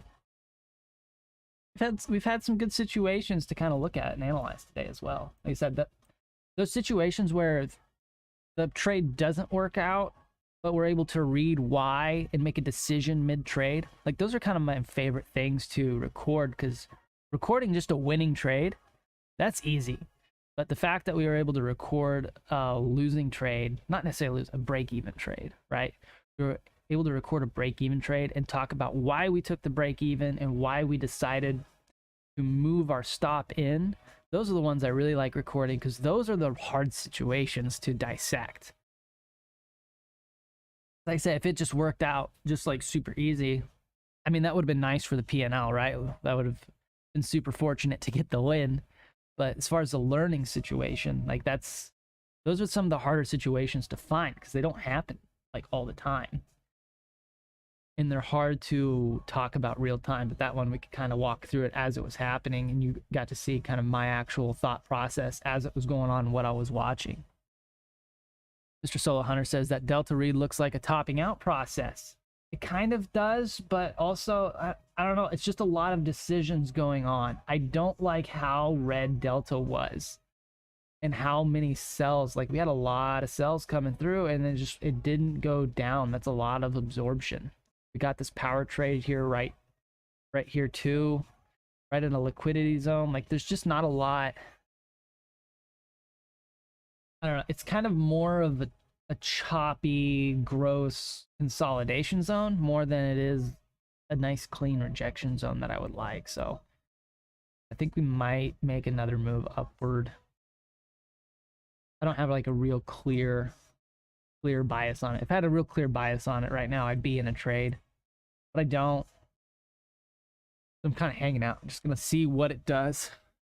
We'll let it move away from this area, then we can kind of get a clear vision of what's going on. Right, and I do like the long side a little bit, but because we're at basically the high of day, it's kind of hard to take a long, right? That's almost FOMO-y.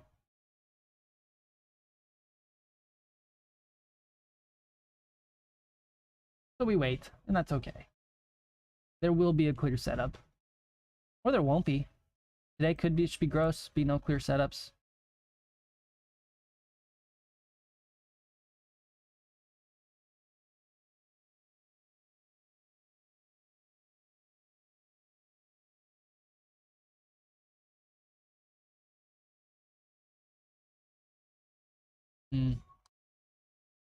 It's baiting shorts right now because this, especially on NQ, that short looks so tempting.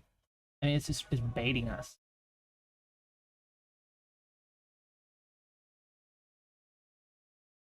Consolidating right above. I mean, we're still consolidating right at hedge pressure too, right? And like I said earlier, I don't like to take trades right at hedge pressure because we will get this kind of chop action. It's the thick liquidity zone. This is where all the decision making is happening. Now we break above hedge pressure, right? We break above, and that shows what the decision was, and then we can kind of make our plans off that. And as you can see, we tried to break below, but we ended up coming just right back to that liquidity zone.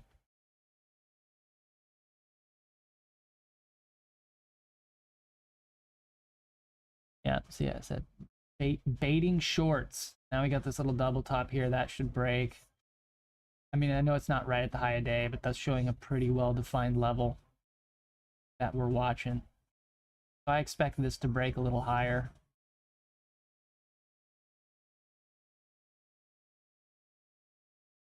But like I said, we can't long. We're right here at the high of day. So we're chilling. We're waiting. We're flat.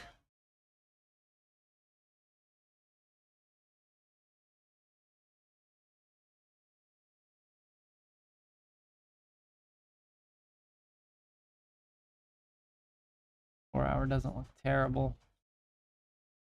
About 15 minutes left on this candle.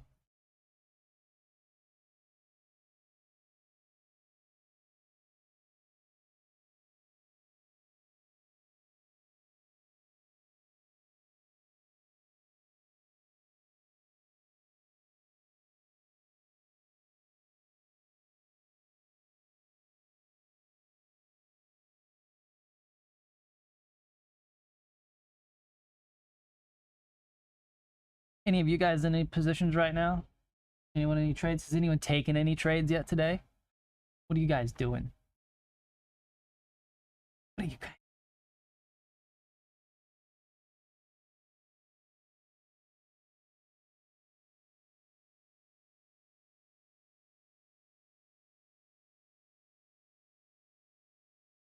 Then we broke that high.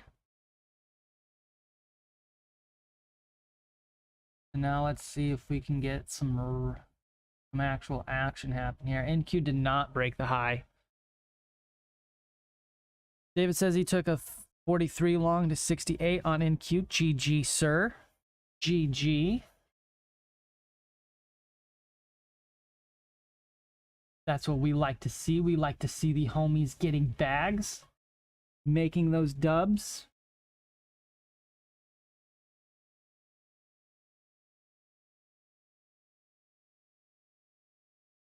Kind of looking like initial balance was to break out here.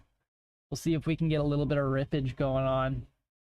Then maybe long a retest if we come back. I'd like to see what happens at that 4070 area. Which would, I don't know, we'll probably get to 12,100 there first.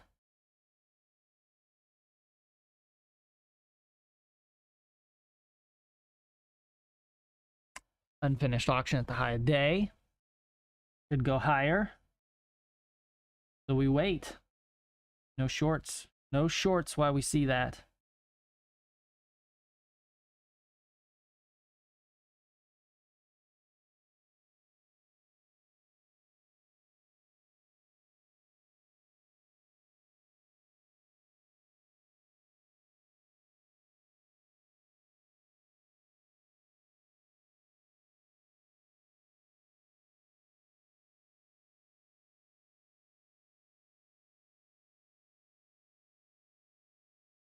David says we feel like we test higher for a short. Yeah, I'm flat until, so you see we got unfinished auction here at the high of day. Like I'm chilling on shorts until that. Not really in a short zone anymore anyway. We're kind of high. At least ES is kind of breaking above initial balance here. So it's no longer a clean short. Pushing higher now. We had all this absorption right here of all the shorts that tried to step in, right? We made the right decision to step out of our short and let this kind of happen.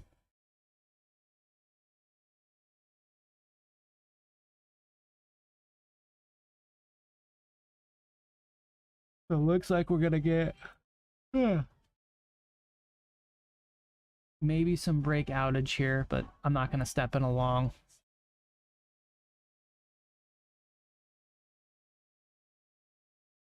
I will let the move happen without me.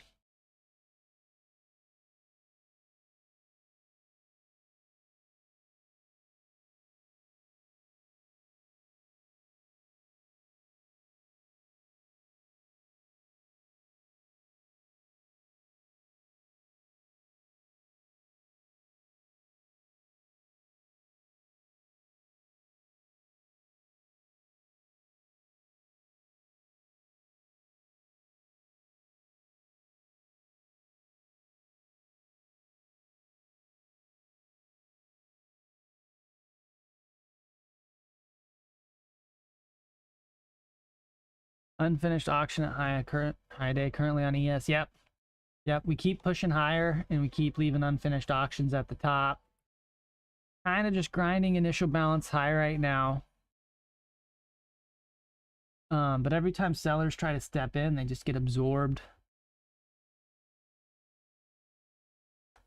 So it's kind of a fight right now. It's a choppy fight that I don't want to be a part of. So we're just kind of watching. Just some real gross action.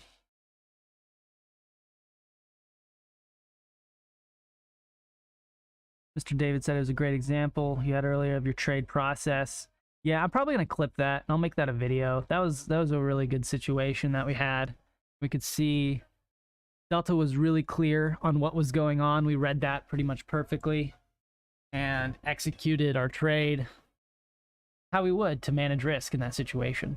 So yeah, that's definitely going to be a video because it was a great situation. There goes the buyers. Starting to rip now. Sellers finally ran out of steam. We'll see what kind of happens up here at Doomsday High at this 12,100 area. Above HP, above initial balance high. I'm not going to be looking for shorts.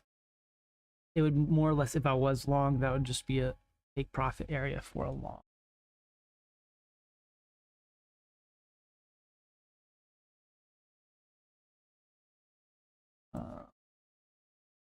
Trying to gauge. So around this 1210 area, that should be the 50% initial balance extension. So I'd look for price to kind of get into this solid.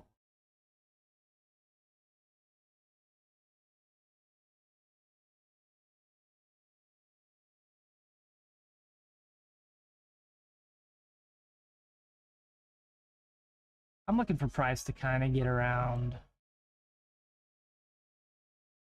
this area here.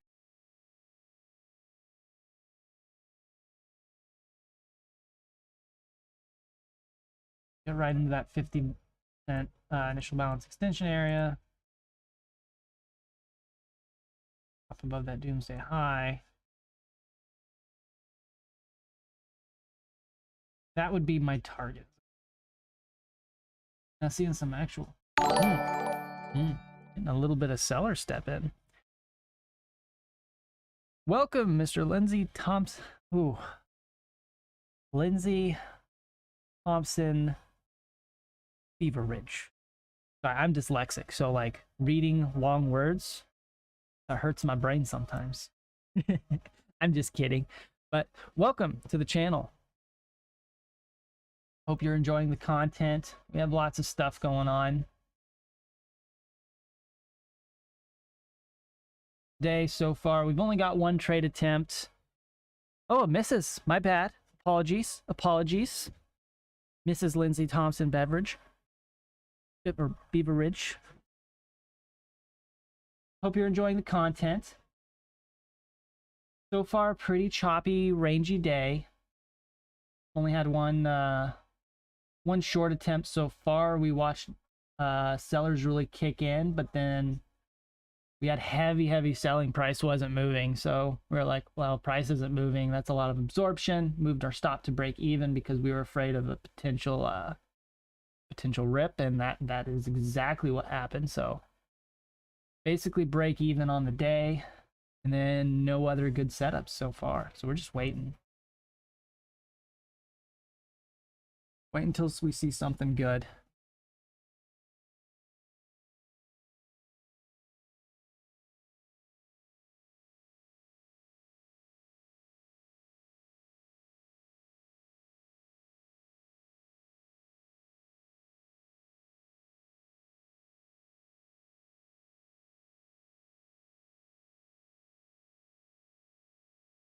And it looks like Sam, she says we are going to do trading journal. Sam says that we're going to do voice tonight or tomorrow night at like 7 p.m. EST. Looks like tomorrow night we're going to do our monthly review. Anyone's welcome to join. Discord's free, it's in the description. So hope to see you guys all there tomorrow night. Should be a good time. We're going to talk about what our, basically she says up here, going to talk about what our mistakes were, what we did good this month, what we did bad this month, and what we want to do better the next month, what our goals are for the next month, and how we're going to kind of accomplish those goals. Right, so it's going to be all of us getting together, kind of going over that, holding each other accountable. That's kind of the goal of the Discord here, is we're going to want to get everyone doing the best that they can, and being in a positive group like that kind of helps hold yourself accountable and have other people to help support you and get you to where you want to be. Yeah, hope to see you all. Looks like the vote's leading towards tomorrow night at 7 p.m. EST. Most likely we'll be in the Discord voice, so that'll be right here in the voice channel. All hang out and talk and get ourselves better.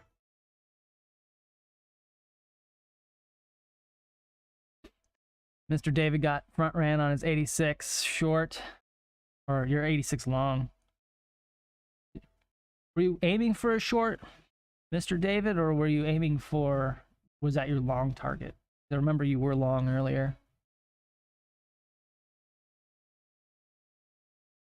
Oh, Mr. Fox, 2 a.m. your time, so no show. Where are you at, Mr. Fox? I forget. Are you one of those Netherlands guys? We have like 6 people in the Netherlands that are from the, or 6 people in the Discord who are from the Netherlands. Apparently a lot of day traders over there. Lithuania. Gosh dang, got you guys from everywhere. How's the weather over there right now? Is it cold? Is it warm? Cold here right now. It's like 5 degrees outside. I'm upset about it. I think I'll be moving to Florida relatively soon.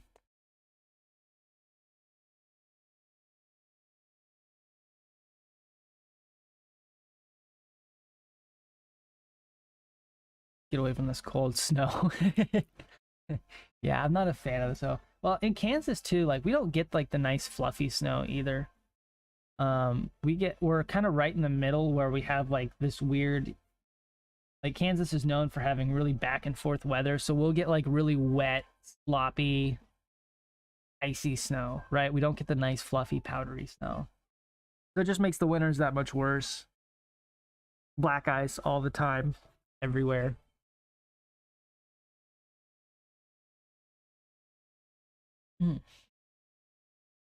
We're still just grinding initial balance high. This is so gross. Oh, heck yeah, Mr. Sam.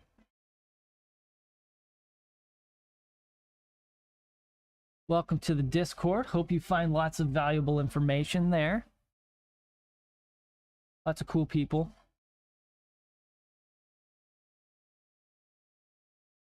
Like I said, I'll document any sorts of cool information or studies that I do in there. I got an initial balance study I'm working on for 2022. That'll all be posted in there. Probably do like an initial balance and trade review every month as well. Post that to the channel. Kind of talk about the trades that we took, the setups that were available, what the statistics were on all the kind of stuff that I look at.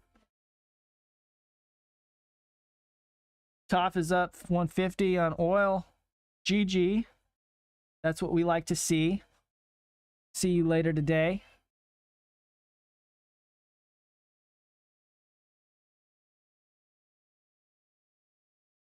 Netflix up 7% on earnings. Announcement didn't show up on the NQ.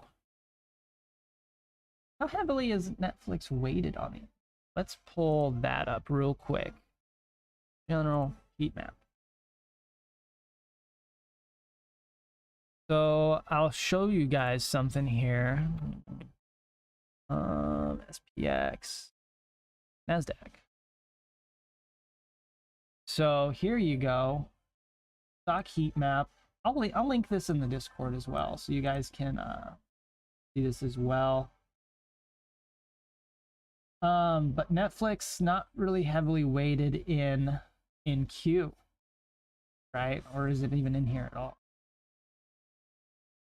But then I'll also pull up SPX.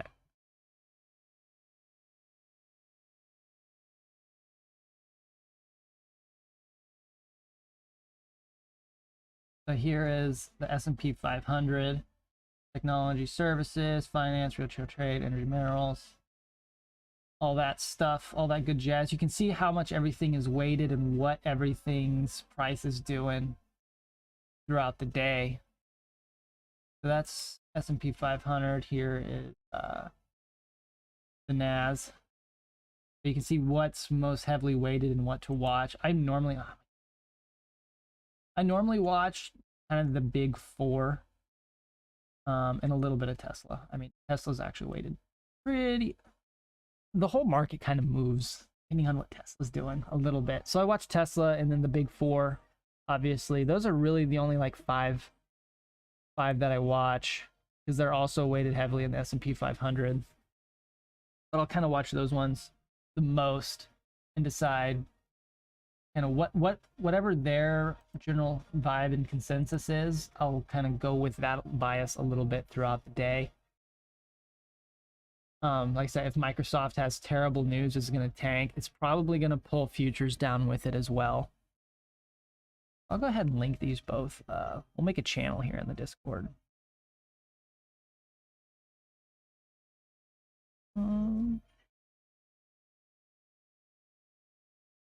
So let me make this.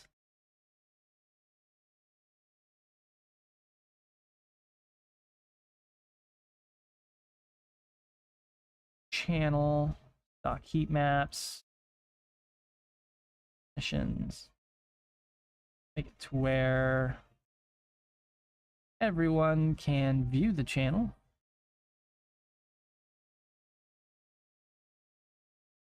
Go royalty channel, and then send message. Go.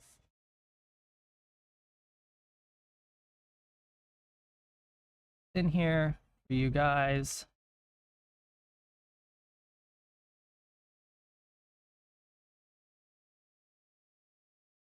You guys can check these whenever. I'll put links in them. So yeah, here you go.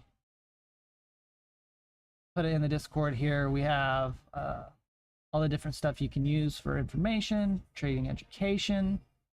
And then I went ahead and put the stock heat map links in here as well, so you guys can just have a quick link access. You go click on these and kind of see what the market's doing overall throughout the day. Like I said, I watch this not every day. If we have a super hard trend day, I'll see what's actually tanking the hardest. Or if we're just kind of having a balanced day, you know, if everything's pretty healthy green and we're balanced, I'll probably look harder for longs. And that's kind of what it is right now, right? We're kind of balanced. Everything's kind of green. Amazon's super green. But everything's kind of balanced. Same thing over here. Everything's pretty green. The day's balanced. So, yeah, really no reason to have a super hard sell-off unless some stocks start tanking.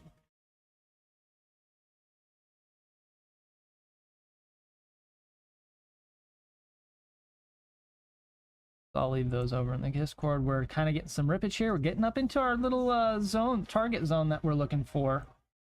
See what happens here. Like I said, it's not necessarily a zone I'm going to be looking for to get short. But it's a zone I'm looking at. Or if I was long, that would be my take profit zone. But I'm not long, alas, so we're just kind of hanging, chilling, and watching.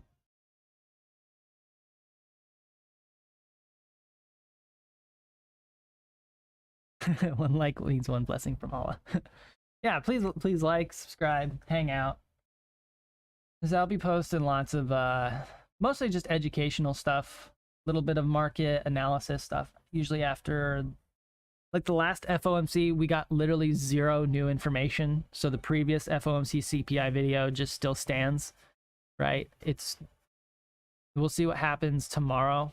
And like I said, I like to see what Thursday does, because Thursday is usually either going to be a massive retrace, or Thursday will kind of show what the real move is going to be.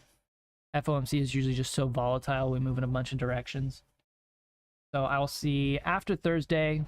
We'll make kind of an analysis. We'll see like, hey, did FOMC agree with the previous video? Or if we have a new bias and a new kind of idea of what we think the market's going to do, I'll make a new video. But so far, everything's just going according to plan from the last FOMC review. So no need to make a new video yet. So I'll take my time and effort. I'll put it towards more statistics, more educational type stuff. Like I said, I want to do a bunch of initial balance statistics and make a video on those. Because the statistic stuff is what's actually super valuable. Like that's basically what all my trading is based off of. Like I'm going to take a trade, I'm taking it because I know I have some super high statistic probability on it. So Hunter says someone's saying to short this level and he's waiting for European market close for confirmation. He's waiting for like another 25 minutes here. It's getting close to a short-ish level. Not necessarily a level that I want to short, but more of a, like I said, a take profit level. If I was long, it'd be a level that I want to take profit. Could it reverse? Yeah. But also, could we consolidate and then continue on? Also, yeah. Not super high bias in either direction right now.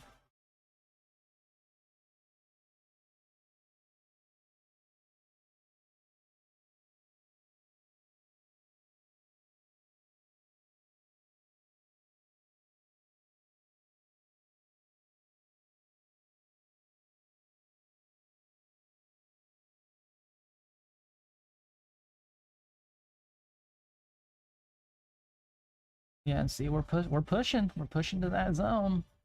See if we can get into it.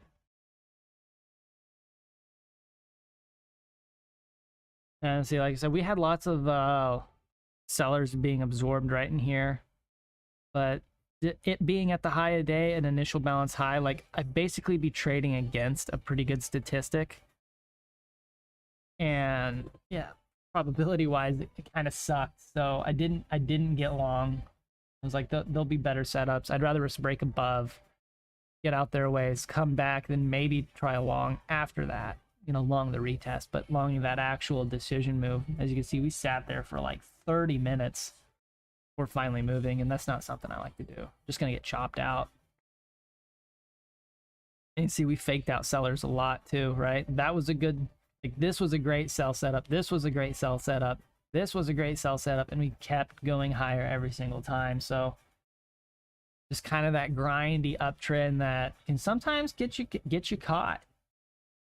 So doing the right thing, sitting flat, waiting for a good opportunity.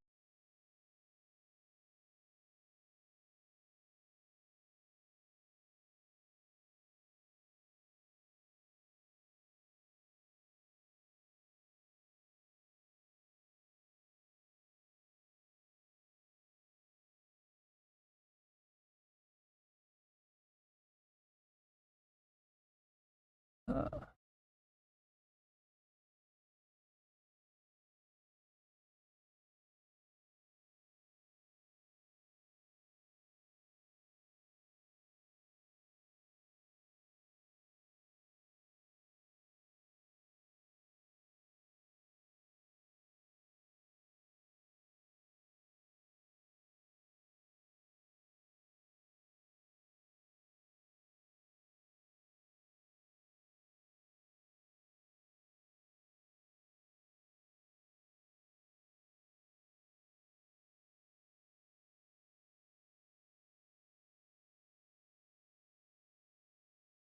um,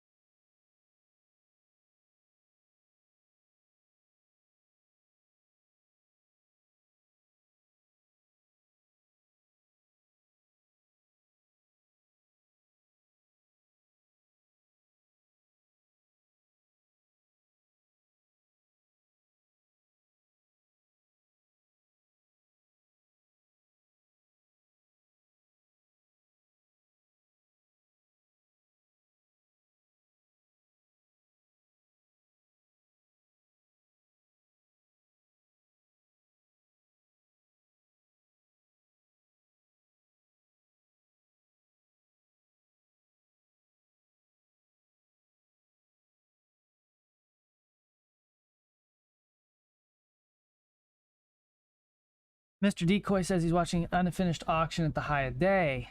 Yes, but it's past 11, so he's chilling. If we were to get like a really good buy situation, I'd be interested in taking the long for sure. The problem is like we keep leaving these unfinished auctions at high of day, but not even moving 4 points away. It's like, man, how do I get long here with appropriate risk reward? They were kind of testing initial balance high here. Still an unfinished auction at high of day. Kind of tempting to try along, but not really enough move to where I'm like super tempted. Get a little bit more of a pullback, maybe. Like I said, we're barely even moving like 10 points away here. It's not really something delicious. Heavy selling still, just getting absorbed. I'm watching. Not in anything yet.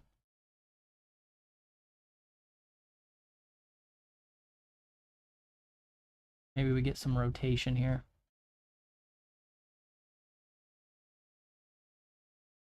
But I still look for us to kind of push a little higher.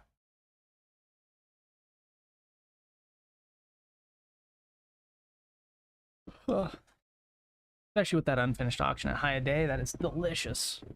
We just need a good reason to get. Lots of volume coming in at the bottom right here at initial balance. I really thought about taking it, kind of wicked away right there. I want it to wick a little lower. Maybe I'll think about it. And right there in that little 55-ish area. And see the bottom of this volume here. In that area, I'd think about it. I'd think about it. Watching Delta and whatnot. 360, but the RR is just like kind of garbage right now. I don't really have a very, like, the target isn't very far away. It's really hard to get long. Is that a total of like not even 8 points? Barely 8 points. It's tough. Tough. So we're sitting flat. Sitting flat and we're waiting. There will be something delicious.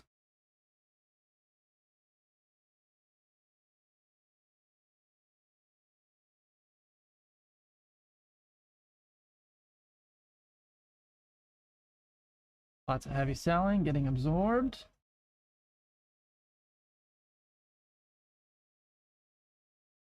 I want to push a little lower here. We get back into this little zoney zone here. Let's mark this up. Get in this zone. I'll look at it. That also lines up with this volume gap right here. See this here? So in there, I might look for a long. But not yet. And then a clear point of invalidation would be the break of that 48 level.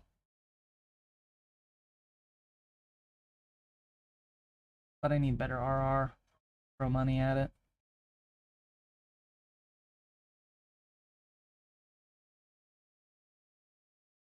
And it could rip without me. That's okay if it does. It's not the most delicious setup I've ever seen. It is bouncing off initial balance high, yes, but look how much we've kind of grinded initial balance high too. Like, it's kind of just a chop zone, so it's not a real clear like entry point. A clear entry point would be like in that video that I showed the other day where we had some clean rejections off initial balance high, that the best day trading tutorial video that I had. That would be the type of setup that I'd be looking for to trade initial balance off of. But so far you can see we really just grinded it pretty hard. So it's no longer a level for the day, at least for like right now. It's not like a level that I want to like take a long or a short off of. 86 would have been a great quick short, but did not like that it tested again. Yeah, don't like it coming back. And plus we got that an unfinished auction at the high of day, so see what happens here. I just want to flush like a little lower, see some volume kick in, and delta flip, and then we'll get interested. Might not get it. Might not get it. Like a good flush to get long in. I don't think it's gonna give it to us. No.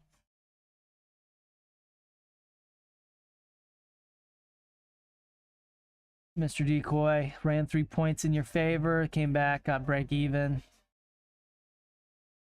That's tough. Shutting charts down, not a terrible idea. I'm gonna stream here for probably like another hour or so. See if we get maybe our zone that we're talking about at least. Looks like we might not get this long opportunity that I wanted, which is okay.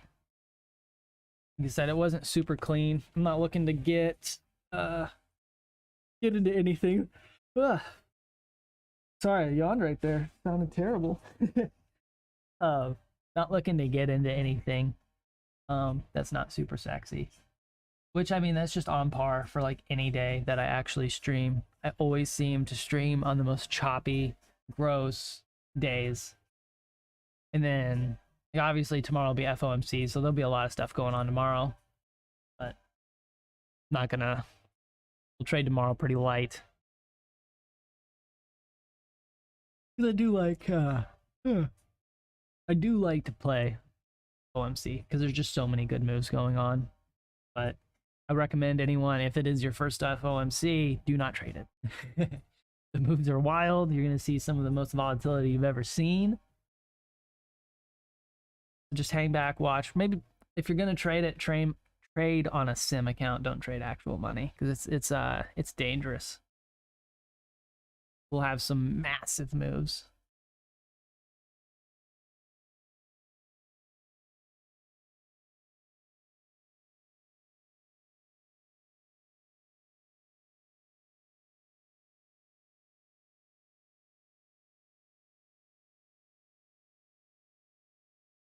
Hey, we appreciate you, Mr. Brian. Go get some coffee, get some food. Not sure what time zone you're in, but go get some food, walk around, maybe do some push-ups, kind of just go out. Keep that mind fresh. Sitting at the computer watching this stuff all day, it can really grind on your mind. You know? It's good to stay fresh. Step away for a bit, come back with a nice clear mind on the market. You sit there and you watch them move for long enough, you start to almost make up setups in your head just because you've been watching it so closely, right? And taking a step back, coming back, sitting down, gives you that fresh outlook. And like I said, the market will always be moving when you get back. So if the move happens without you, fine. There'll be more moves.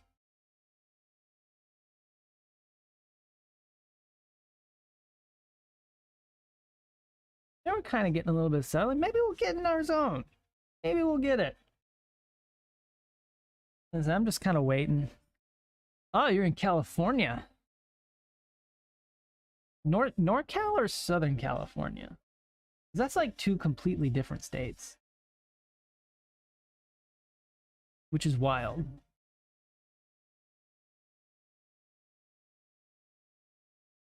SoCal? Oh, so you're in the good dirt bike scene. Lots of dirt bike stuff over in that area, which is kind of my vibe. You can see, oh, so you're like Southern California. You can see Mexico in the distance. So you got like that good authentic Mexican food over there.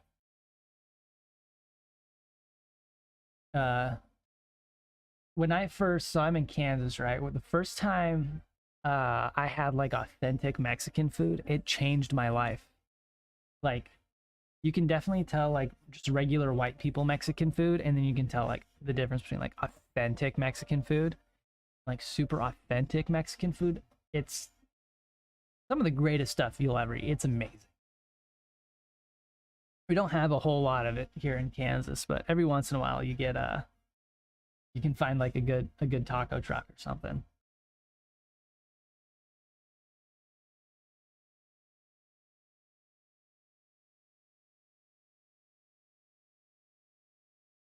Yeah, so the first time I had authentic Mexican food, so I was working on a pulling unit, right? And there was a rig crew, and the rig crew is actually just a family of these guys that had moved from Mexico, I don't know, probably 10 years before that, right? And every day his wife made him and the kids made them lunch, right? And then they would put it in their cooler, and then they would grill during their lunch hour. And oh my god, it was so good. It literally changed my life. I was like, oh my gosh. So we had like a good deal going on. I'd bring breakfast to the rig every day, and then they'd give me some lunch. It was a pretty good month when we were working on that oil well out there.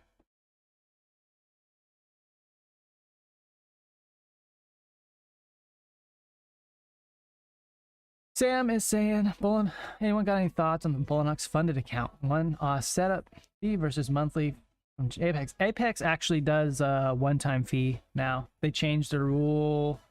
It was like probably not very long ago. They changed the rule on Apex to where you can choose either a monthly sub rate or you can do the one-time setup rate. So honestly, I would choose right now.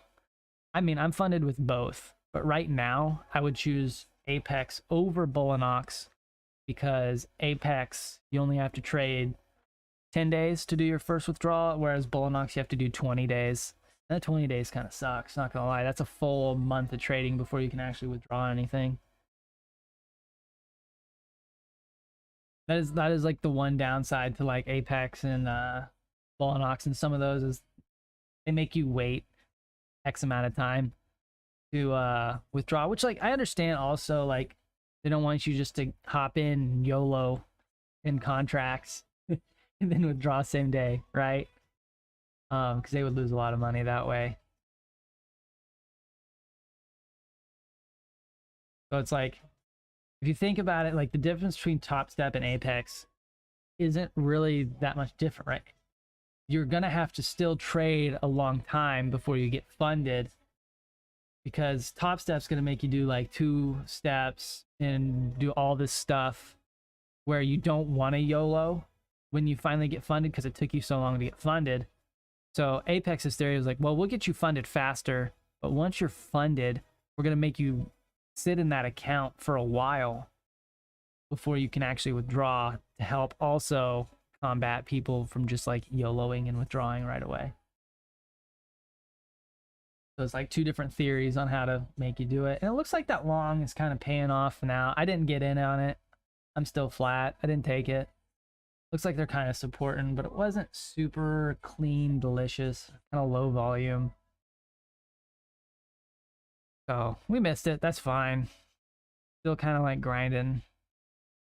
Not really something I want to get in on. We're just chilling. Sam says it'll be his first time getting funded, so I'm kind of expecting to blow the account, hence wanting to avoid the one-off fee that would be worthwhile if I could hold the account for several months. I think that you should get yourself funded, do the one-time fee, and then just trade micros. Trade just 1 micro for like a month, right? Because think about it like this. Would you rather have the funded account, trade that 1 micro for a month, and then at the end of the month, you know, slowly kind of build up your leverage that you want to use? And then whenever you do feel comfortable and you start getting it, you know, under control, you already have the funded account, right? So it's not like you have to go get refunded, because it's going to take you 7 days to get funded, right? So you can either spend that 7 days just trading a micro, kind of getting it figured out, getting that feel, or you can spend that 7 days or however long you want paying more money for an eval, resetting yourself, and all that jazz. So I would say get funded, do the one-time fee, and then just force yourself to stay super under leveraged and have super strict rules on like your take profit, or your daily profit and your daily stop, and just stay super low leverage. And then you're actually doing it with like real money too, right? Because it's a funded account, so you have that mindset that it's, you know, it's not just combine money. You paid the one-time fee, so you're not forced to take trades. You know, you don't feel like you have to trade to avoid some monthly fee. So I would say do that. Just get funded, stay light, and just practice that way, because it's way better to practice on an actual funded account than it is to just keep redoing the combine. My 2 cents anyway, if you want my opinion. Just stay light.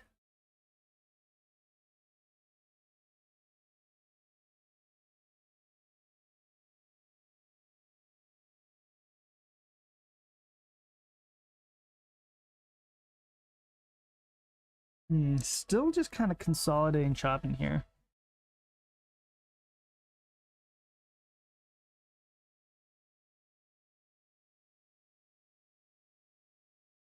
Unfortunately, for me at least, I would only trade micros if I passed my profit target. The next week, I started to more trading days. I think I'll stick to this plan of getting 10 100K Apex accounts. More power to you, big dog.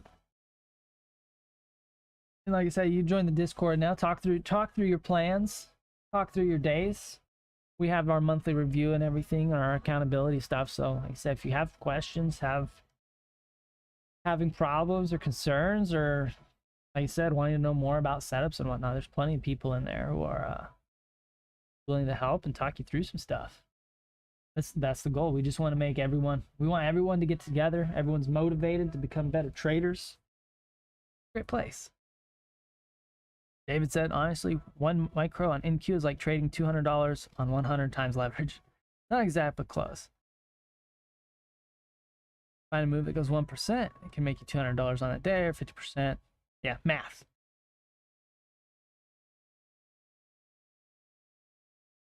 Yeah, and also you can make really good money with micros. Like Sam in our Discord, Sam, I like to call her Discord mom. She trades like 3 micros max, and she's making like 300 to 500 bucks a day. He absolutely kills it. She hits pretty good like longer swings, and that's actually how I used to trade. I used to trade like only 100-point trades. Like that's all I was doing on micros. But you take a lot of break evens that way, right? Trying to catch those larger moves.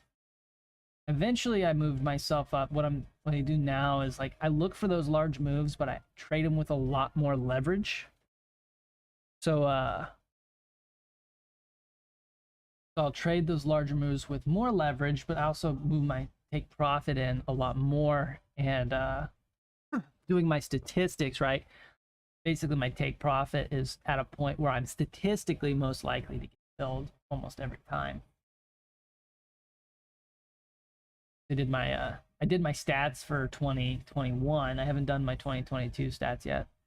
My 2021 stats, doing all those swings and everything. I looked at how much money I left on the table had I just taken profit. Like, had I just taken profit here every time, what would my end of year thing look like? And I looked at it, I was like, oh god, I left so much money on the table.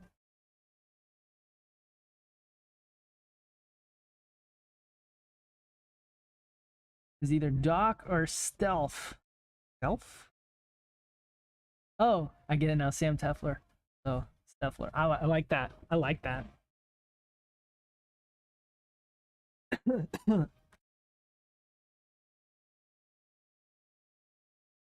we're getting some push.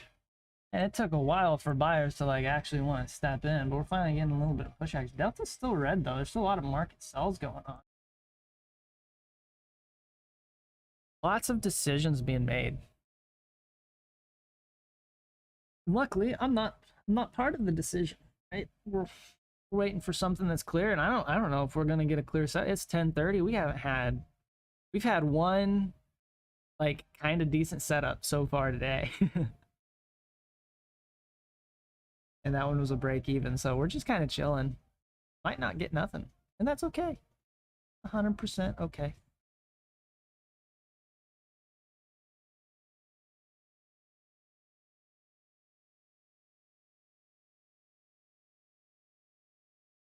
Is to be expected.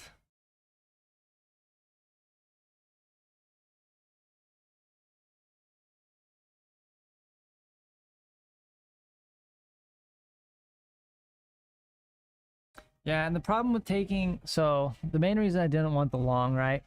We didn't get any delta flip throughout this whole thing, right? Like delta was red this entire test of initial balance high. Right? No delta flip whatsoever. Sellers stayed persistent.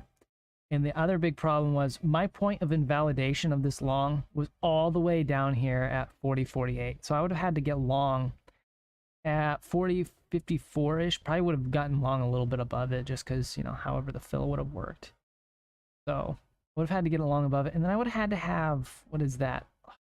Wow. So that's almost 7 points, 8 points of drawdown to hit my point of invalidation, right? So if I wanted to get long, I wanted to get long a little lower down here in this volume gap area. Would have wanted to get long here. So my R&R, like I could have kept my stop tight. My stop just would have been too wide. And it always sucks when you get long and then your actual zone's kind of down here. Gets down, actually rejects in the actual zone you wanted long in. But because you entered way too early, ended up getting stopped out. So that was kind of our thoughts there. I said the zone just wasn't quite, the whole setup just wasn't quite delicious enough for us to take with like a high statistical probability. And I'm not, like I keep saying, I'm not in any rush to get any trades. So if nothing shows up, we'll be all right.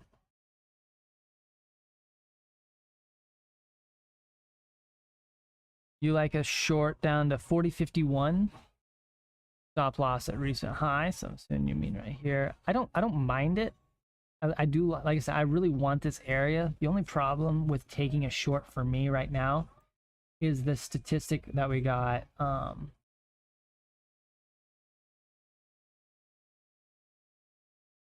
That's terribly. So see how we have this unfinished auction here. I'm just going to delete that. We have an unfinished auction here at the high of day. And statistically, an unfinished auction. So we still have buyers and sellers at the high of day.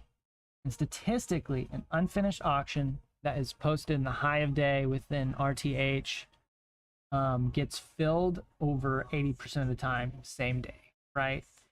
So the problem with me taking a short right now is I'd be shorting against that statistic. So for that reason, I just have to stay flat because I have a statistic that tells me we go higher yet today.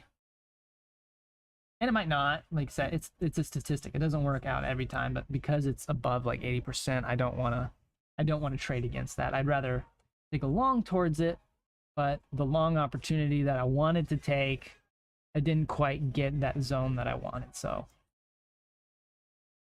that's okay. I'm going to move this over to here since we kind of moved. This is that target zone I'm looking for. So I'm not shorting this zone. It's just if I was long, that would be the target zone that I would look for.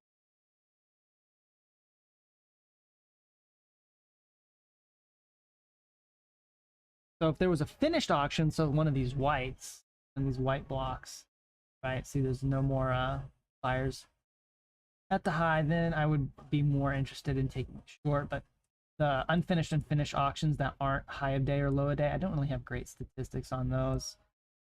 They can go either which way, so I don't pay too much attention to them unless they are at the high of day or at the low.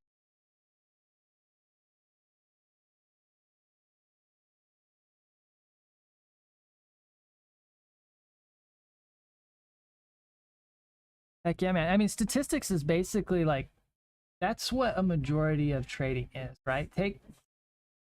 Like my best piece of advice that I give everyone is like, delete everything off your chart except for whatever one thing you really like is. So like for me, I'll just use the example. For me, I really liked the reactions at initial balance, right? So I deleted everything off my chart except for initial balance.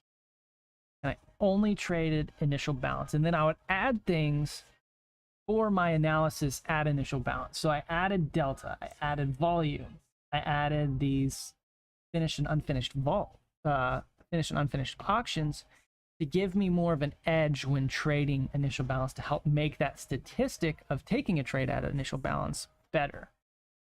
Because the problem, like I used to have this problem as well, you know, you have a bunch of things on your chart and you're trading a bunch of different setups, right? Like, oh, there's a VWAP setup here, or oh, here's an initial balance setup here, or I got a level here with MACD's doing this. Like, you trade like 5 different types of setups, well then your statistical probability of success actually goes down with every setup that you add, right? So if you just take one setup and then you add things to make it more efficient, then in the long run, yes, you may have less trades, but that P&L curve that you have will actually be more, your P&L curve will be more consistent, and in the long run will actually, you know, grow a lot more faster. You ask, can you please clarify what you mean exactly by initial balance? Of course. So initial balance is, so let's make this.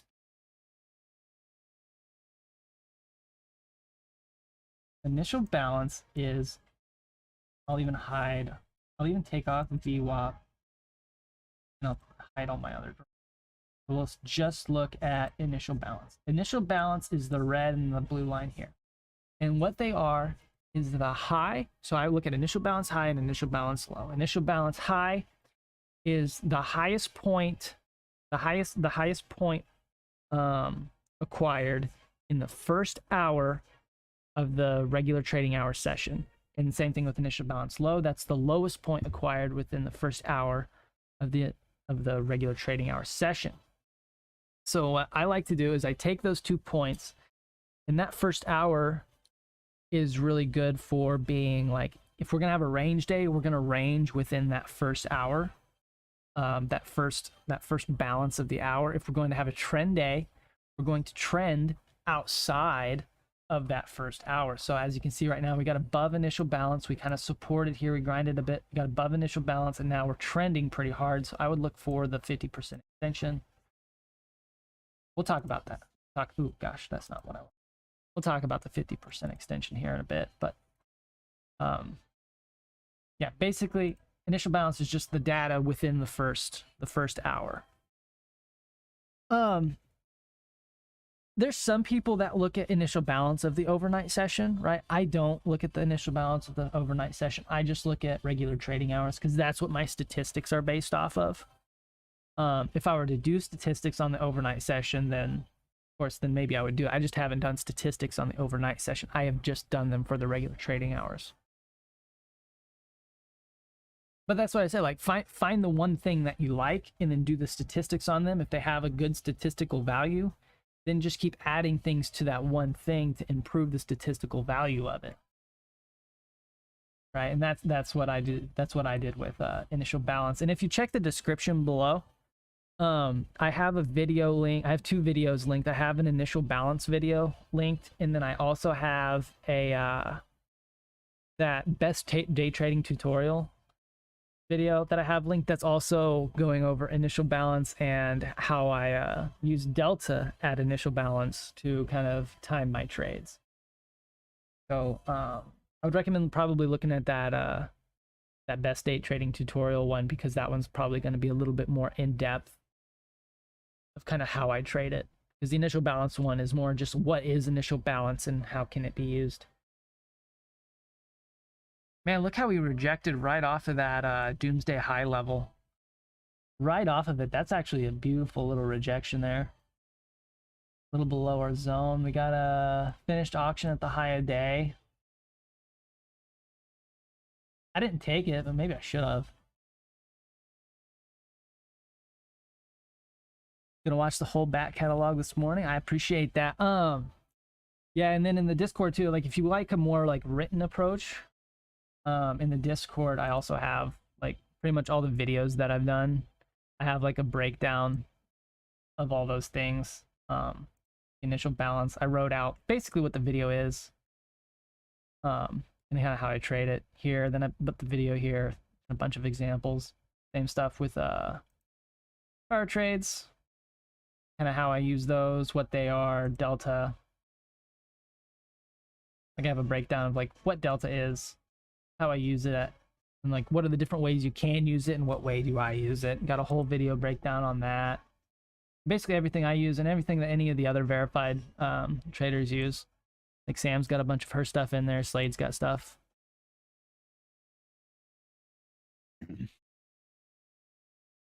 Your hypothetical short would have been stopped out. Hey, I mean, that's all part of it though, right? We need to like collect that data point, right? Why did you want to take that short?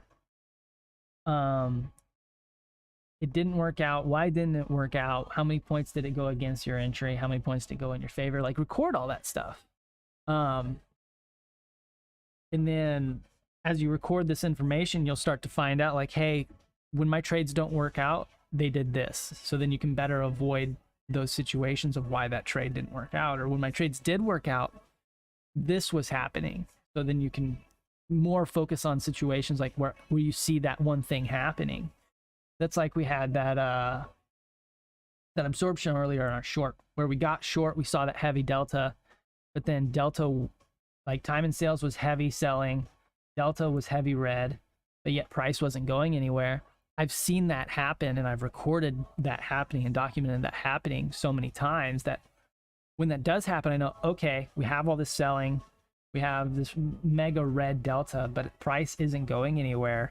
Every time that I've seen that, or a high percentage of the time I've seen that, we've ended up just reversing the opposite way and stopping me out. So I know to bring my stop to break even, it's like, oh, there's high risk of me getting stopped out. So yeah, I'll go ahead and clip that as well after today, so you guys can watch that back again.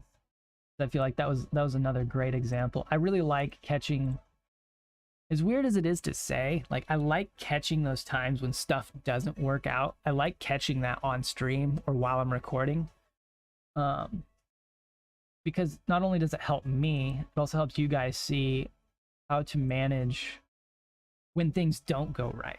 Because when things go right, it's really easy. Like I could easily just post every single trade that's ever gone right forever, right? But that doesn't necessarily help you when it comes to how to manage when things don't go right. You know, because you could have a setup fail 4 or 5 times in a row. Well, how could we have avoided that? It did all the same things supposedly that the setup that worked out does, that he posted that worked out. You know, if I just posted that initial balance sells sometimes, okay, that's cool. But what happens? How do we avoid when initial balance doesn't react the way we want it?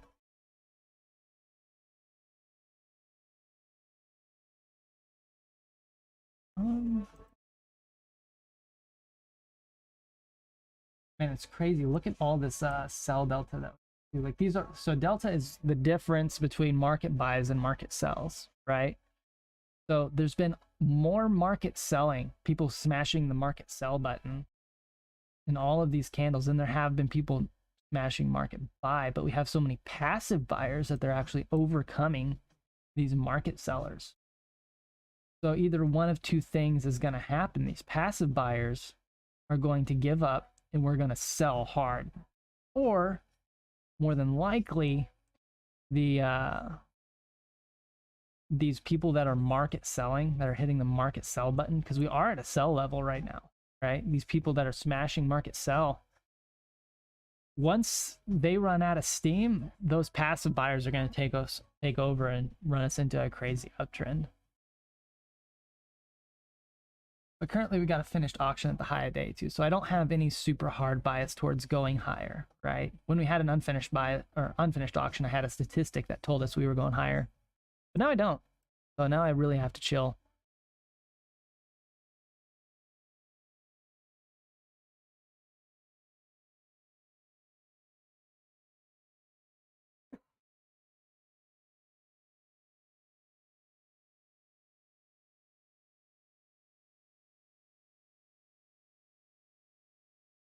Another important thing is to drink water throughout the day. I just drank some water. Keep that brain hydrated. Keep it fed and keep it hydrated.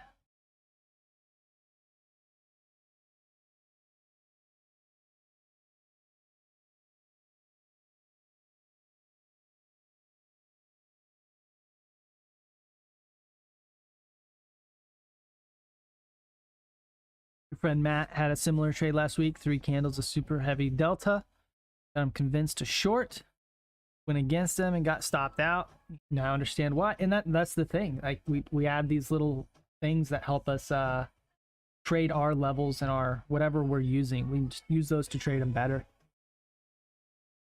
And hopefully Matt takes that info that he had, that he saw right there, document why it didn't work, and he can put that in his bag for next time he sees that.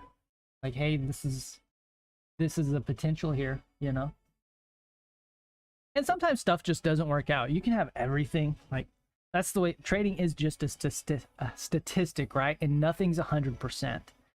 So you can have everything go exactly how it should go, right? You could have everything, like the stars align, and the trade still doesn't work out. And that just happens sometimes. And that's why we have like our stops in place and our risk, you know, our risk parameters in place. So like, hey, everything did what it was supposed to do and I still got stopped out. But at the end of the day, my account's still okay. And I'm still going to take that same trade every time, because statistically, it should work out most of the time. This time was just one of those times that it didn't. And that's 100% okay.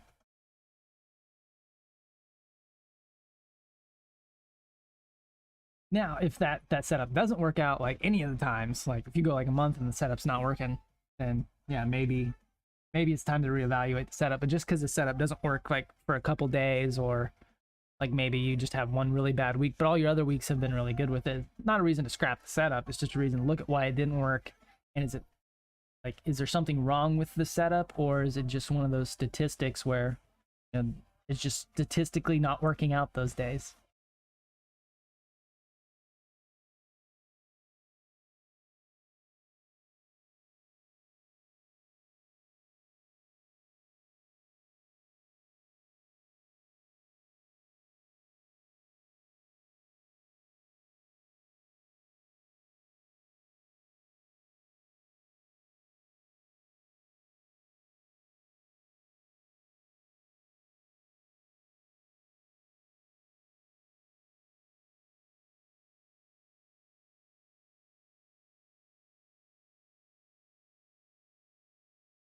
Jiminy Christmas.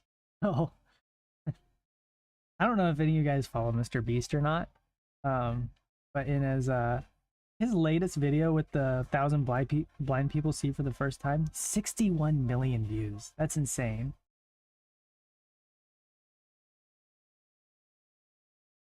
I haven't watched the video. I probably will.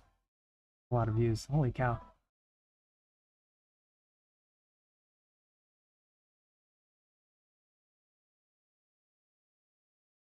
Oh, are you talking about trades by Matt? Yes, you used Trade doing so you couldn't see what was really playing out into the surface though. Yeah. I don't know if you've been in his Discord or not. I used to be in his Discord all the time. I recently so what actually happened is I've been friends with Matt for like a really long time. But yeah, I recently left his Discord. I used to be in his Discord like every day, right? That's where I would chill and hang out every day. But I wanted to kind of push my YouTube a little bit and kind of push my community a little bit, and I didn't want to feel like I was just mooching off of his following. So I was me and him actually, we're friends. We talk on a regular basis. I got nothing negative to say about Matt. He's always been super cool to me.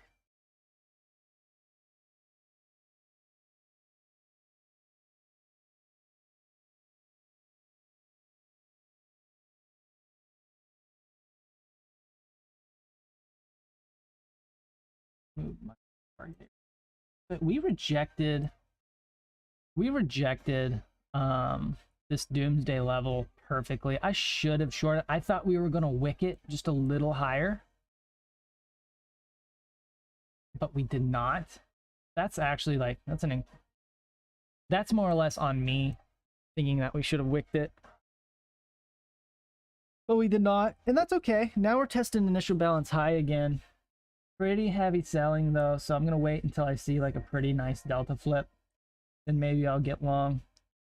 But so far nothing's really gone according to how I really want it to look. If we get delta to kind of do what I want it to do, then maybe I'll flip. We'll wait and be patient here.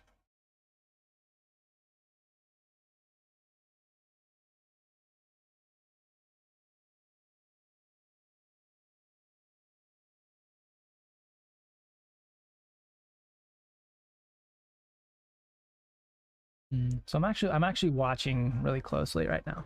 Let's see if price kind of comes down into this zone that we're watching right here, and then we're gonna watch what price does. Rejecting the doomsday level. I mean, that's perfect. I'll go over DTP here in a little bit and kind of what they do. Like I said, I've been a member with them for a long time. I don't take trades necessarily directly off hedge pressure, but their doomsday levels that they have been like really spot on these last few months. I really enjoy those. You bet I go for my 40-45 level. Yeah, honestly, if we break 40-48, I probably will sit flat because I have a power trade right here, right? So below 44, this is basically a massive buyer came in, or seller, massive trade and volume went in right here, right? And we have this volume gap right here. So if this breaks, then whoever got this big order here, I expect this person to defend their position, whatever that position is. If it fails and they failed at defending their position, we could see a breakdown a little bit further. And that's also the problem, right? We have initial balance, we have this power trade, and then we have hedge pressure, like all kind of stacked together against each other here. So it kind of makes it hard to have like one specific hard point level. So we have to be really cautious in this area because we have 3 levels stacked that aren't lining up, and take whatever we think is the most probable. And my opinion is that this power trade, I put the most amount of weight on this kind of zone being tested, supported. Expect this person to defend their position. But I do want to see this little, so we got this little low volume area right here at 40, 50, 0.25. I kind of want to see that get. And see, we still have heavy selling going on. We're bouncing right here, still heavy selling going on, which means that there's a fight between passive buyers and retail. So we'll just hang out and wait till we get something super clear.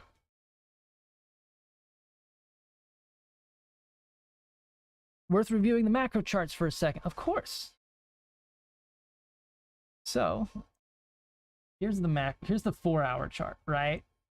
So we're 4-hour wise, we're right in the middle of kind of a range, right? So I'm not too, there's been a little bit of support and resistance in like this area, but nothing like super crazy, kind of right at that 45 level as well. 45.50 area. So that's why we're getting a lot of this rangy chop indecision, is we're kind of diddling in the middle here, right? We're not at a real clear point of buying or selling. So on that front, yeah, we're definitely diddling in the middle of this range that we got kind of printed out. And then let me pull up this as well.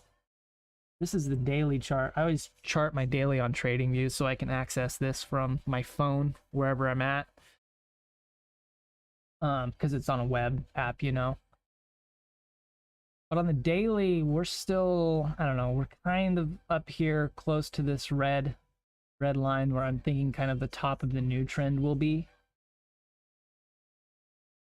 Like I said, all this TA kind of just goes out the window tomorrow with FOMC. So I'm kind of waiting to see what I would ideally like to see is FOMC kind of wick this red line and then sell off pretty good and get some good selling. I don't know if we sell actually all the way to this red line. We could maybe start a new like gradually slow uptrend, possible too. The red line is just like, the red line isn't a line that I'm trading, it's more of like a theory. This is a theory line.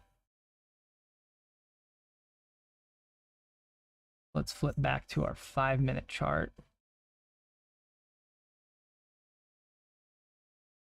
And yeah, we're supporting, but still, like I said, that whole candle there, Delta never flipped green. We're moving up, but Delta's not really green, still selly. It's just not clean. It's not a good setup.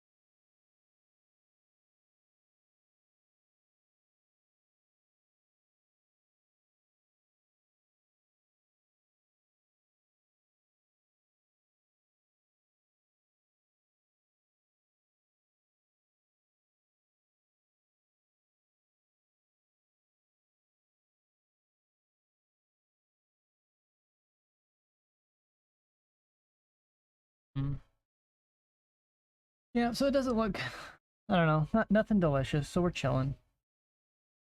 I don't like it.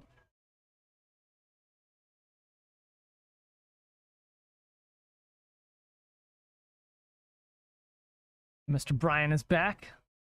Hope you had a good snack. Good walking around. Yeah, ES really hasn't done anything. It's just kind of being that gross range day that we've been talking about. Sam says, having done duly the above, I'm now leaning more towards today's PA being crap. And that's coming from someone who likes trading range days. Yeah, and that's the problem though. Today's not like a nice, good range day either. Like, we don't have a well-defined, developed range. We've kind of just been, excuse me, we've been just kind of chopping around. There's no clear bottom of the range and no clear like top of the range. Just kind of like slowly move higher, maybe move down, but then not giving us like any good entries either. Because like I said, at these lows we have like super heavy delta, and then we just kind of float up. So nothing, just nothing worth taking. It's probably going to be a gross day. So yeah, nothing.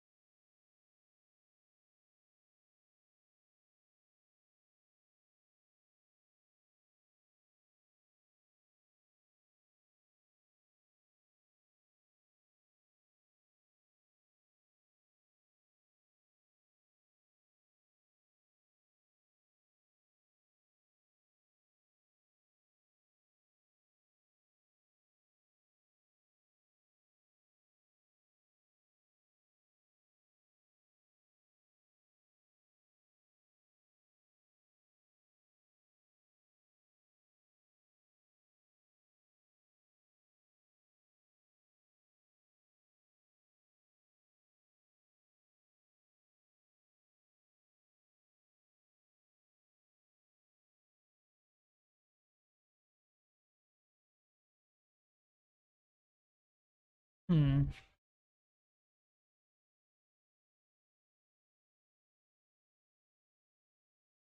Welcome, Max. Just joined. Haven't taken any. Just taken. Just joined. Taken any trades yet today? Don't like it today yet. Personally, we've taken one trade so far today, and we got break even. we had a short. We had a short. Kind of here when initial balance posted. This candle looked pretty good. Or I think we were actually down here. We took a short here. Everything looked pretty good. We had super heavy delta. So we got short, but then with that heavy delta, price like kind of didn't want to move. So we moved our stop to break even.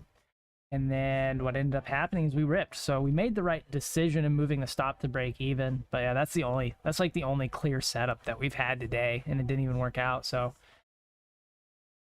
just kind of been chilling, watching, seeing if anything's gonna show up, but nothing yet. We're just hanging.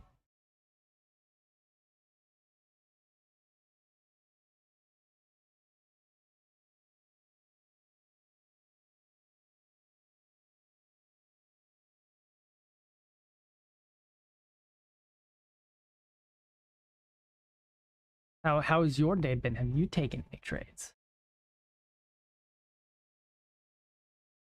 I know I know David took a long earlier. Other than that, what have you guys been? Anyone take anything good?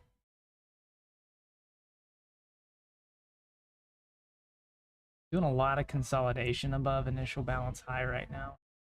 And this refusal to kind of go up makes me think that we're probably going to come down a little bit and maybe collect some more buyers before we move up further.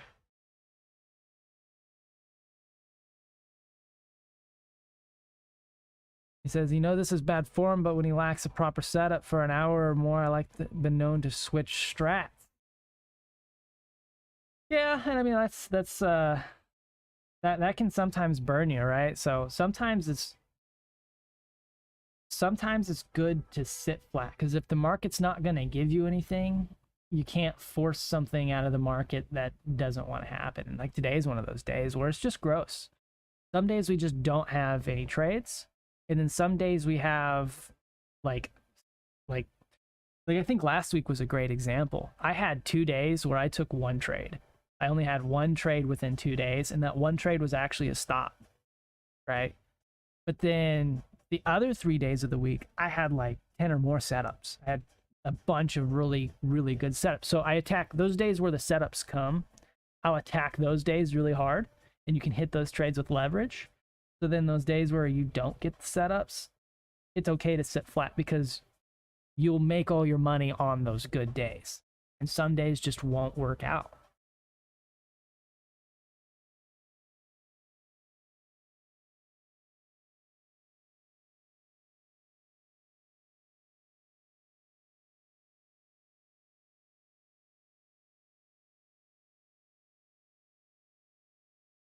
Mr. Solo is forcing it. Hope you're forcing a short. It's dumping right now. We're kind of getting into our zone a little bit here. Maybe see if we get some delta flippage. I'm not really sure. It's going to have to be delicious. So we're going to be really patient right here and watch this delta closely. I'm going to have my charts ready. So if I want to get in a position, I will. If not, I'll flat. Tested right there at hedge pressure. I didn't get in a position because delta's still too heavy.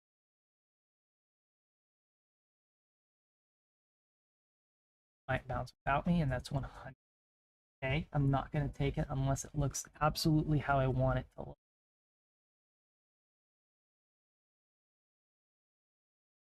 Focus mode.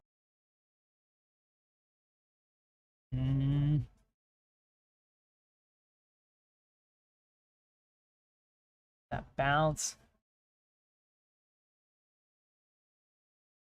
Delta's starting to kind of get whacked, but not really. Delta's still pretty heavy.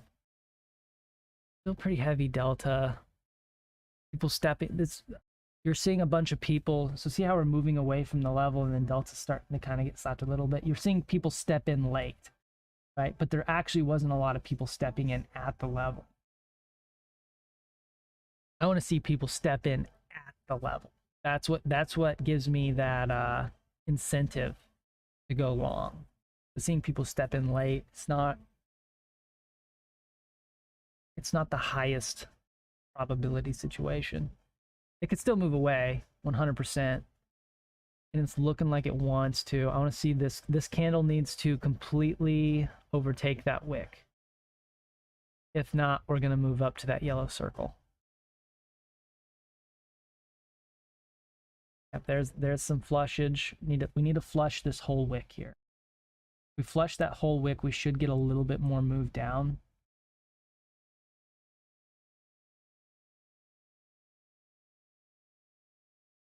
Oh, I'm gonna wait and watch here. We're watching these numbers down here very closely, and we're watching this yellow box.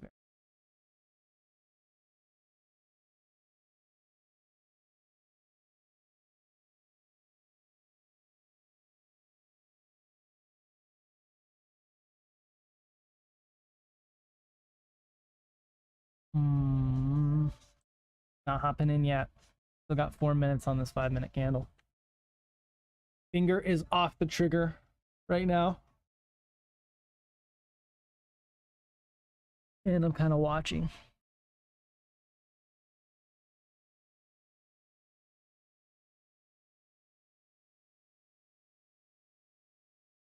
Yeah, buyers are really fighting right now. If we really get trucking on that short, like I said, if we get trucking on the short and break that yellow zone, we could get some really good selling for the rest of the day.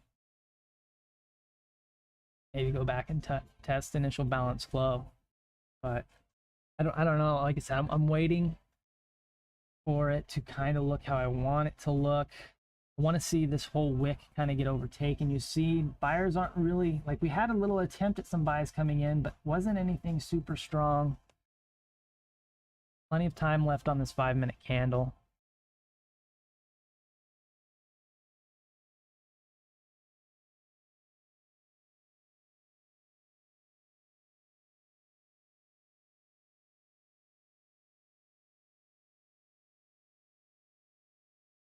No, I mean we got some 200 blocks, whatever. That's not anything delicious. So there's nothing really big on the DOM showing up here. Lower volume day, no big players kind of sitting at any levels today. You can kind of see that in how we've been moving with that indecision. So I'm waiting. We're gonna try to make a run at this wick here. See what happens.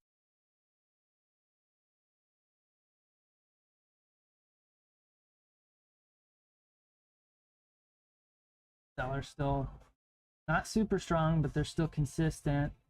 See buys coming in on time and sales here. Rate's not super high.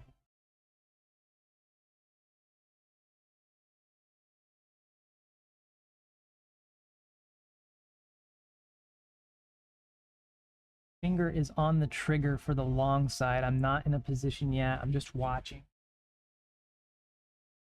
Gonna wait till closer to this 5-minute candle ends.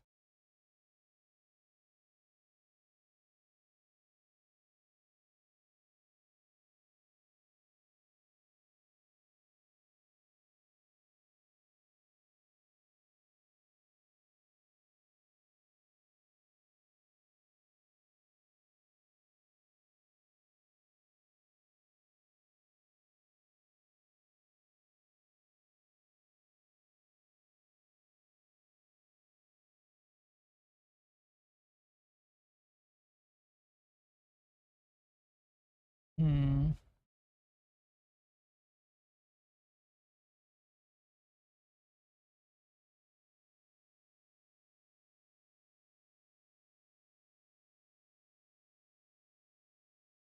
And just not looking good.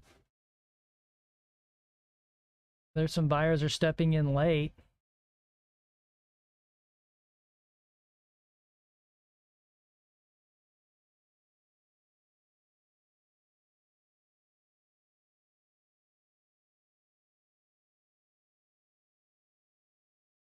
But just did not look delicious. Yeah, I'm still sitting flat. Holding a little bit more bias to the long side, seeing that power trade. So as you can see, our yellow box did support, right? But what I wanted to see is I wanted to see Delta flip green inside this box. That would have been my sign to get long. Delta didn't flip green until we had kind of pushed outside the box a ways. So no real sign for me to get long. Still just kind of being choppy and gross. Like I said, I'm still more weighted towards the long side now, seeing that yellow box support. And that's fine. That's fine. There will be more moves.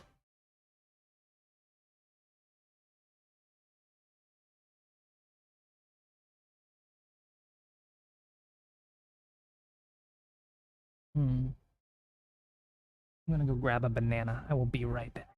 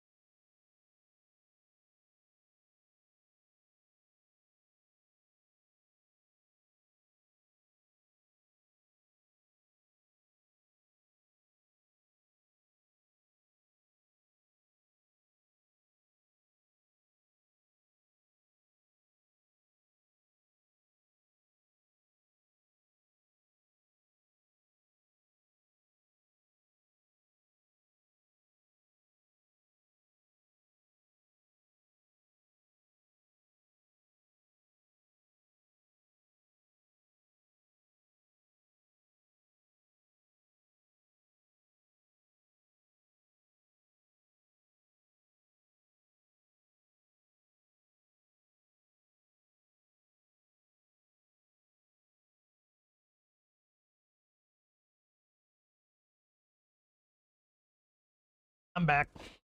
We got a banana. Rocky is the banana I'm grabbing. Heck yes, I am.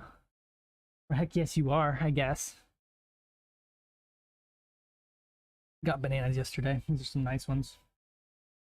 Really happy. Good texture. Good yellowness.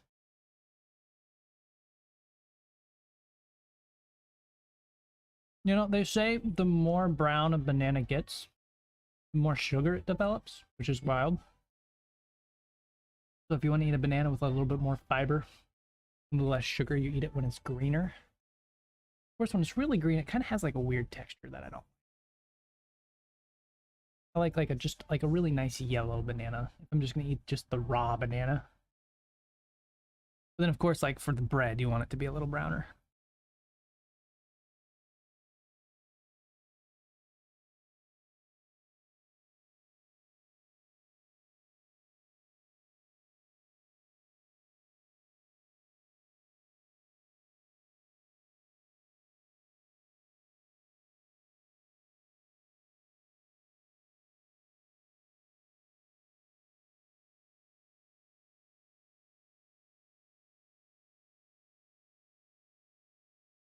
Still got a little bit of persistent selling going right here.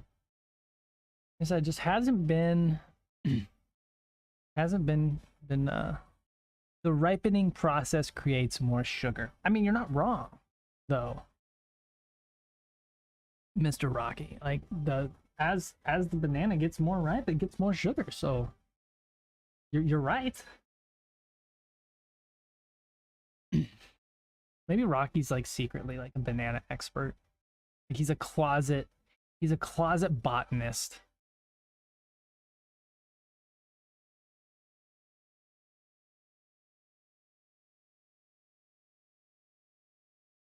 Or ES high, maybe wick die. I don't know. Lunchtime grind.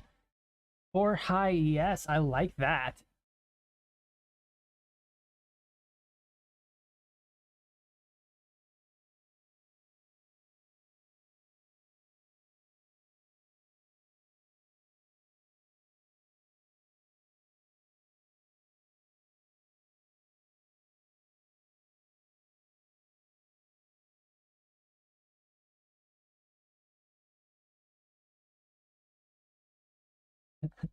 Right, I did grow some stuff in the closet.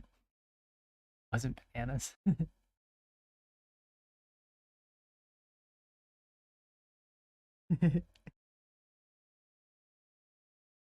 David says mold. Speaking of mold, my old house, so I used to have this rental, right? And I bought a new house here. I don't know, it's been a couple months ago now.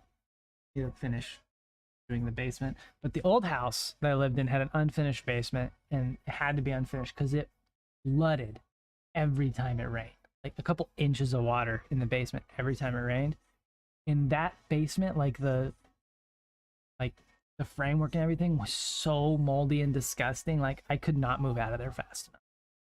It was so gross. So for your banana bread, do you use bleached flour or whole wheat? Usually just bleached flour. Sometimes I use pancake mix because it has a little bit of extra stuff in it. But I make, like, you can make it so many different ways. Just whatever, like that's the thing with it. Like you have to make it how you like it, right? Like my taste buds, that's like the wild thing, right? You ever notice how like some stuff tastes good to some people and then some people find it absolutely disgusting? Like everyone's taste buds, we have millions of taste buds. Everyone's taste buds are different, where like stuff that like however something may taste to me could taste completely different to you. I think that's wild. So you just gotta make it by your preference.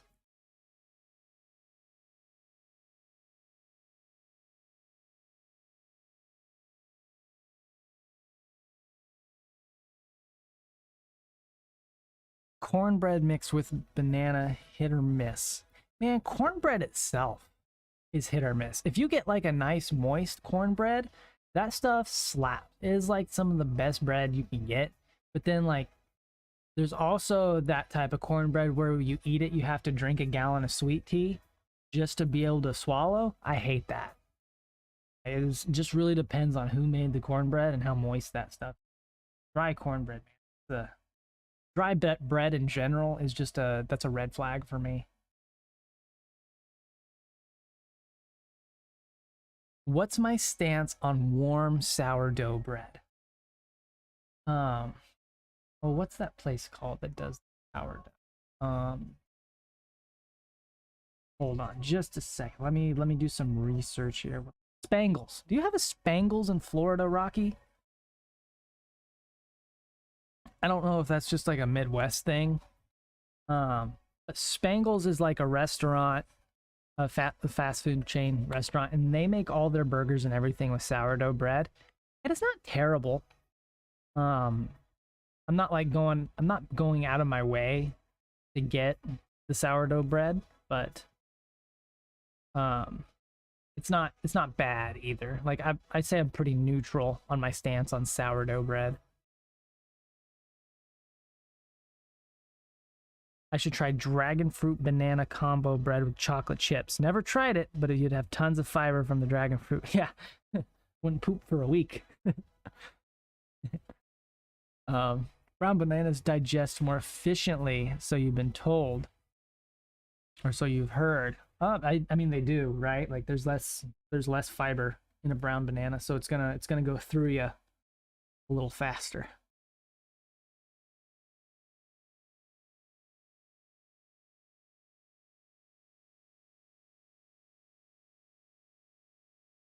What's a PDQ, David?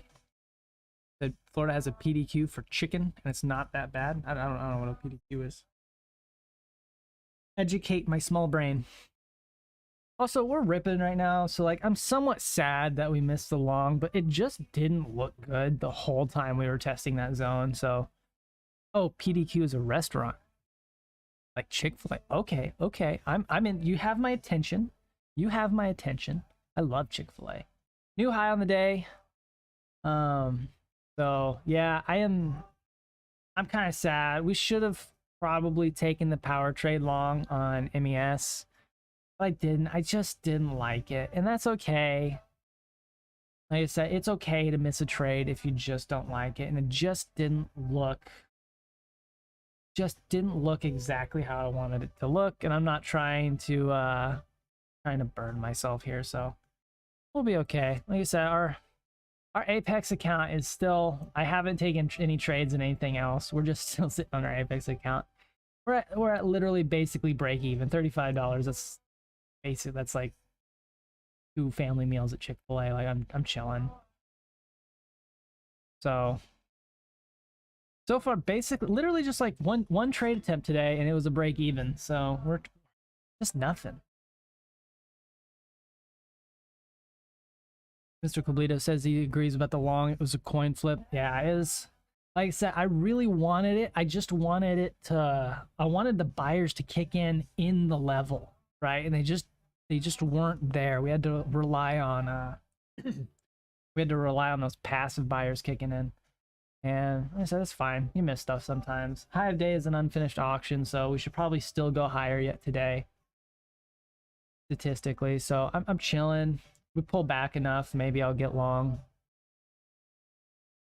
But nothing. I need a good entry. I don't know if I'm gonna get one. So far it's doing exactly what Rocky said, where we get the wick up and then dump. So GG on the call, Mr. Rock. Just out here being a savage every single day as normal.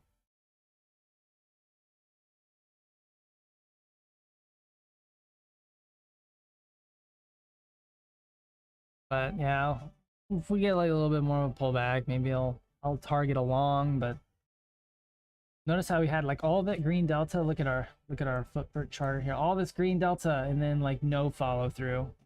The sellers just stepped right back in. We had sellers just kind of give up here for a minute, go a little higher, then they step right back in. So it's super weird. Just a super weird high of day here, where we have like all this selling, but just refusing to sell off. So makes you wonder how long sellers are going to keep chilling here. I bet what happens is above this pink line here, above our doomsday high level, We break above that, maybe sellers give up and we rip the rest of the day. Only problem is we still got a little ways to get to ES's doomsday high, so when they don't quite align, it gets a little sus. We'll see what happens. I'll probably hang out here for like another 30 minutes or so, see what happens going into the noon hour. Then I'll probably go to Chick-fil-A, get some lunch. Call it a day. Save all our capital for tomorrow. That FOMC comes around. Tomorrow morning I probably won't trade either, just because like pre-FOMC is usually pretty gross. But then FOMC is 1 p.m. CST. I think it's, what is that, 2 p.m. EST. So when FOMC gets released, then I'll probably start watching, maybe take some trades there in the afternoon.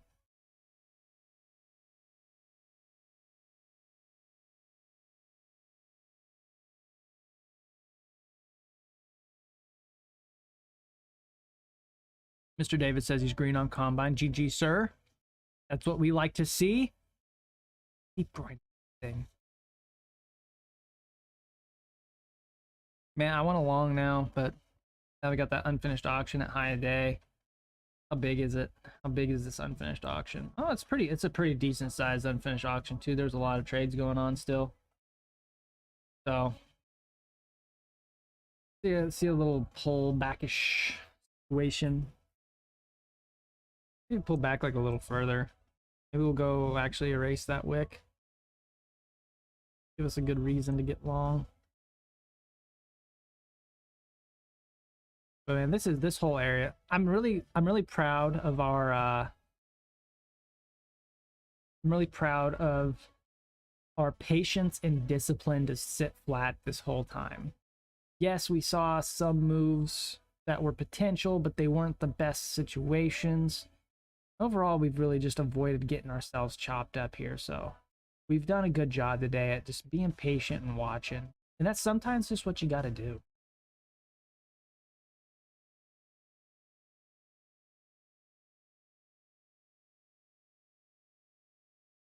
Max asked that I have EPH23 instead of ESH23. So I'm on AMP CQG data. Right, so their ticker for ES is EPH23. And I don't have the continuous contract activated on my AMP. I need to. If I had the continuous contract, then it would show ES. But I only have just the current contract, right? So it only shows the data for this this current that's why that's the discrepancy. But it's the same. I'm still on the same thing. Just the name is the difference. Just because it's different data provider. Same thing with my NQ, right? It shows E and Q, which is weird. This one's like a little bit more correct, whereas this one's just like EP. Where did the P come from?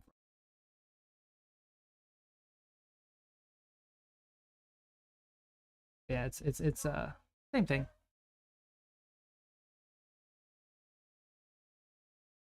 Solo Hunter says he closed the shorts and caught some longs. GG, sir. That's what we like to see. We like to see that. Everyone getting bags today, except for me. That's okay. We'll get bags tomorrow, or the next day, or the next day. I don't know. Bags will come. We ain't in no rush. This shit's a long game. Worst case scenario, just go work at Taco Bell, right? I'd get the morning shift though, so I could make some breakfast crunch wraps.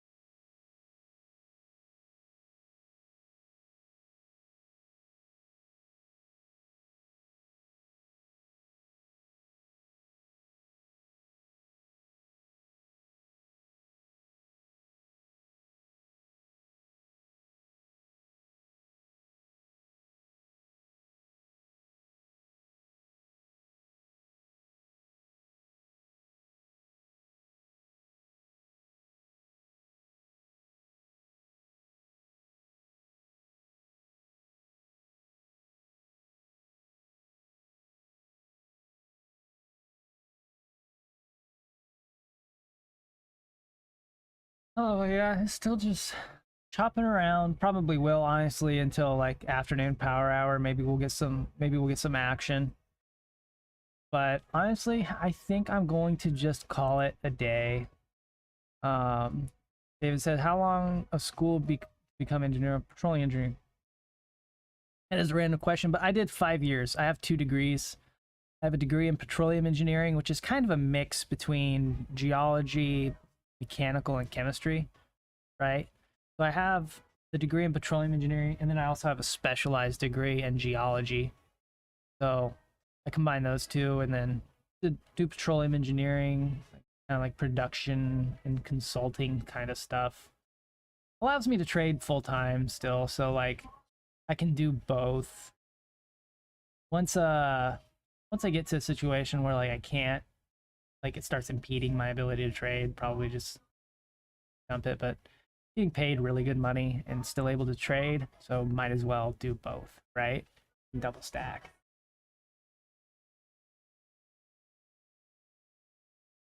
But yeah, I think I'm gonna call it a day. I don't think anything really fun is gonna happen until maybe the afternoon. I'll come back around power hour, but I'll be in the Discord, so feel free to hop in over there. Links in the description below. I enjoyed talking with all you guys today. We had a lot of fun. Sad to see that we really didn't get any trades. Like, that is so incredibly typical of every time I've tried to stream during RTH. We just have like the most disgusting, gross arranged chop day. So I think I'm literally a jinx to the market. Like, I think every time I stream, I'm just gonna make just for horrible days.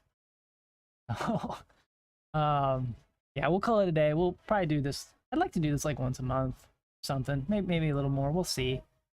Um, Maybe do some afternoon live stream reviews type stuff. Then yeah, feel free to join the Discord, guys.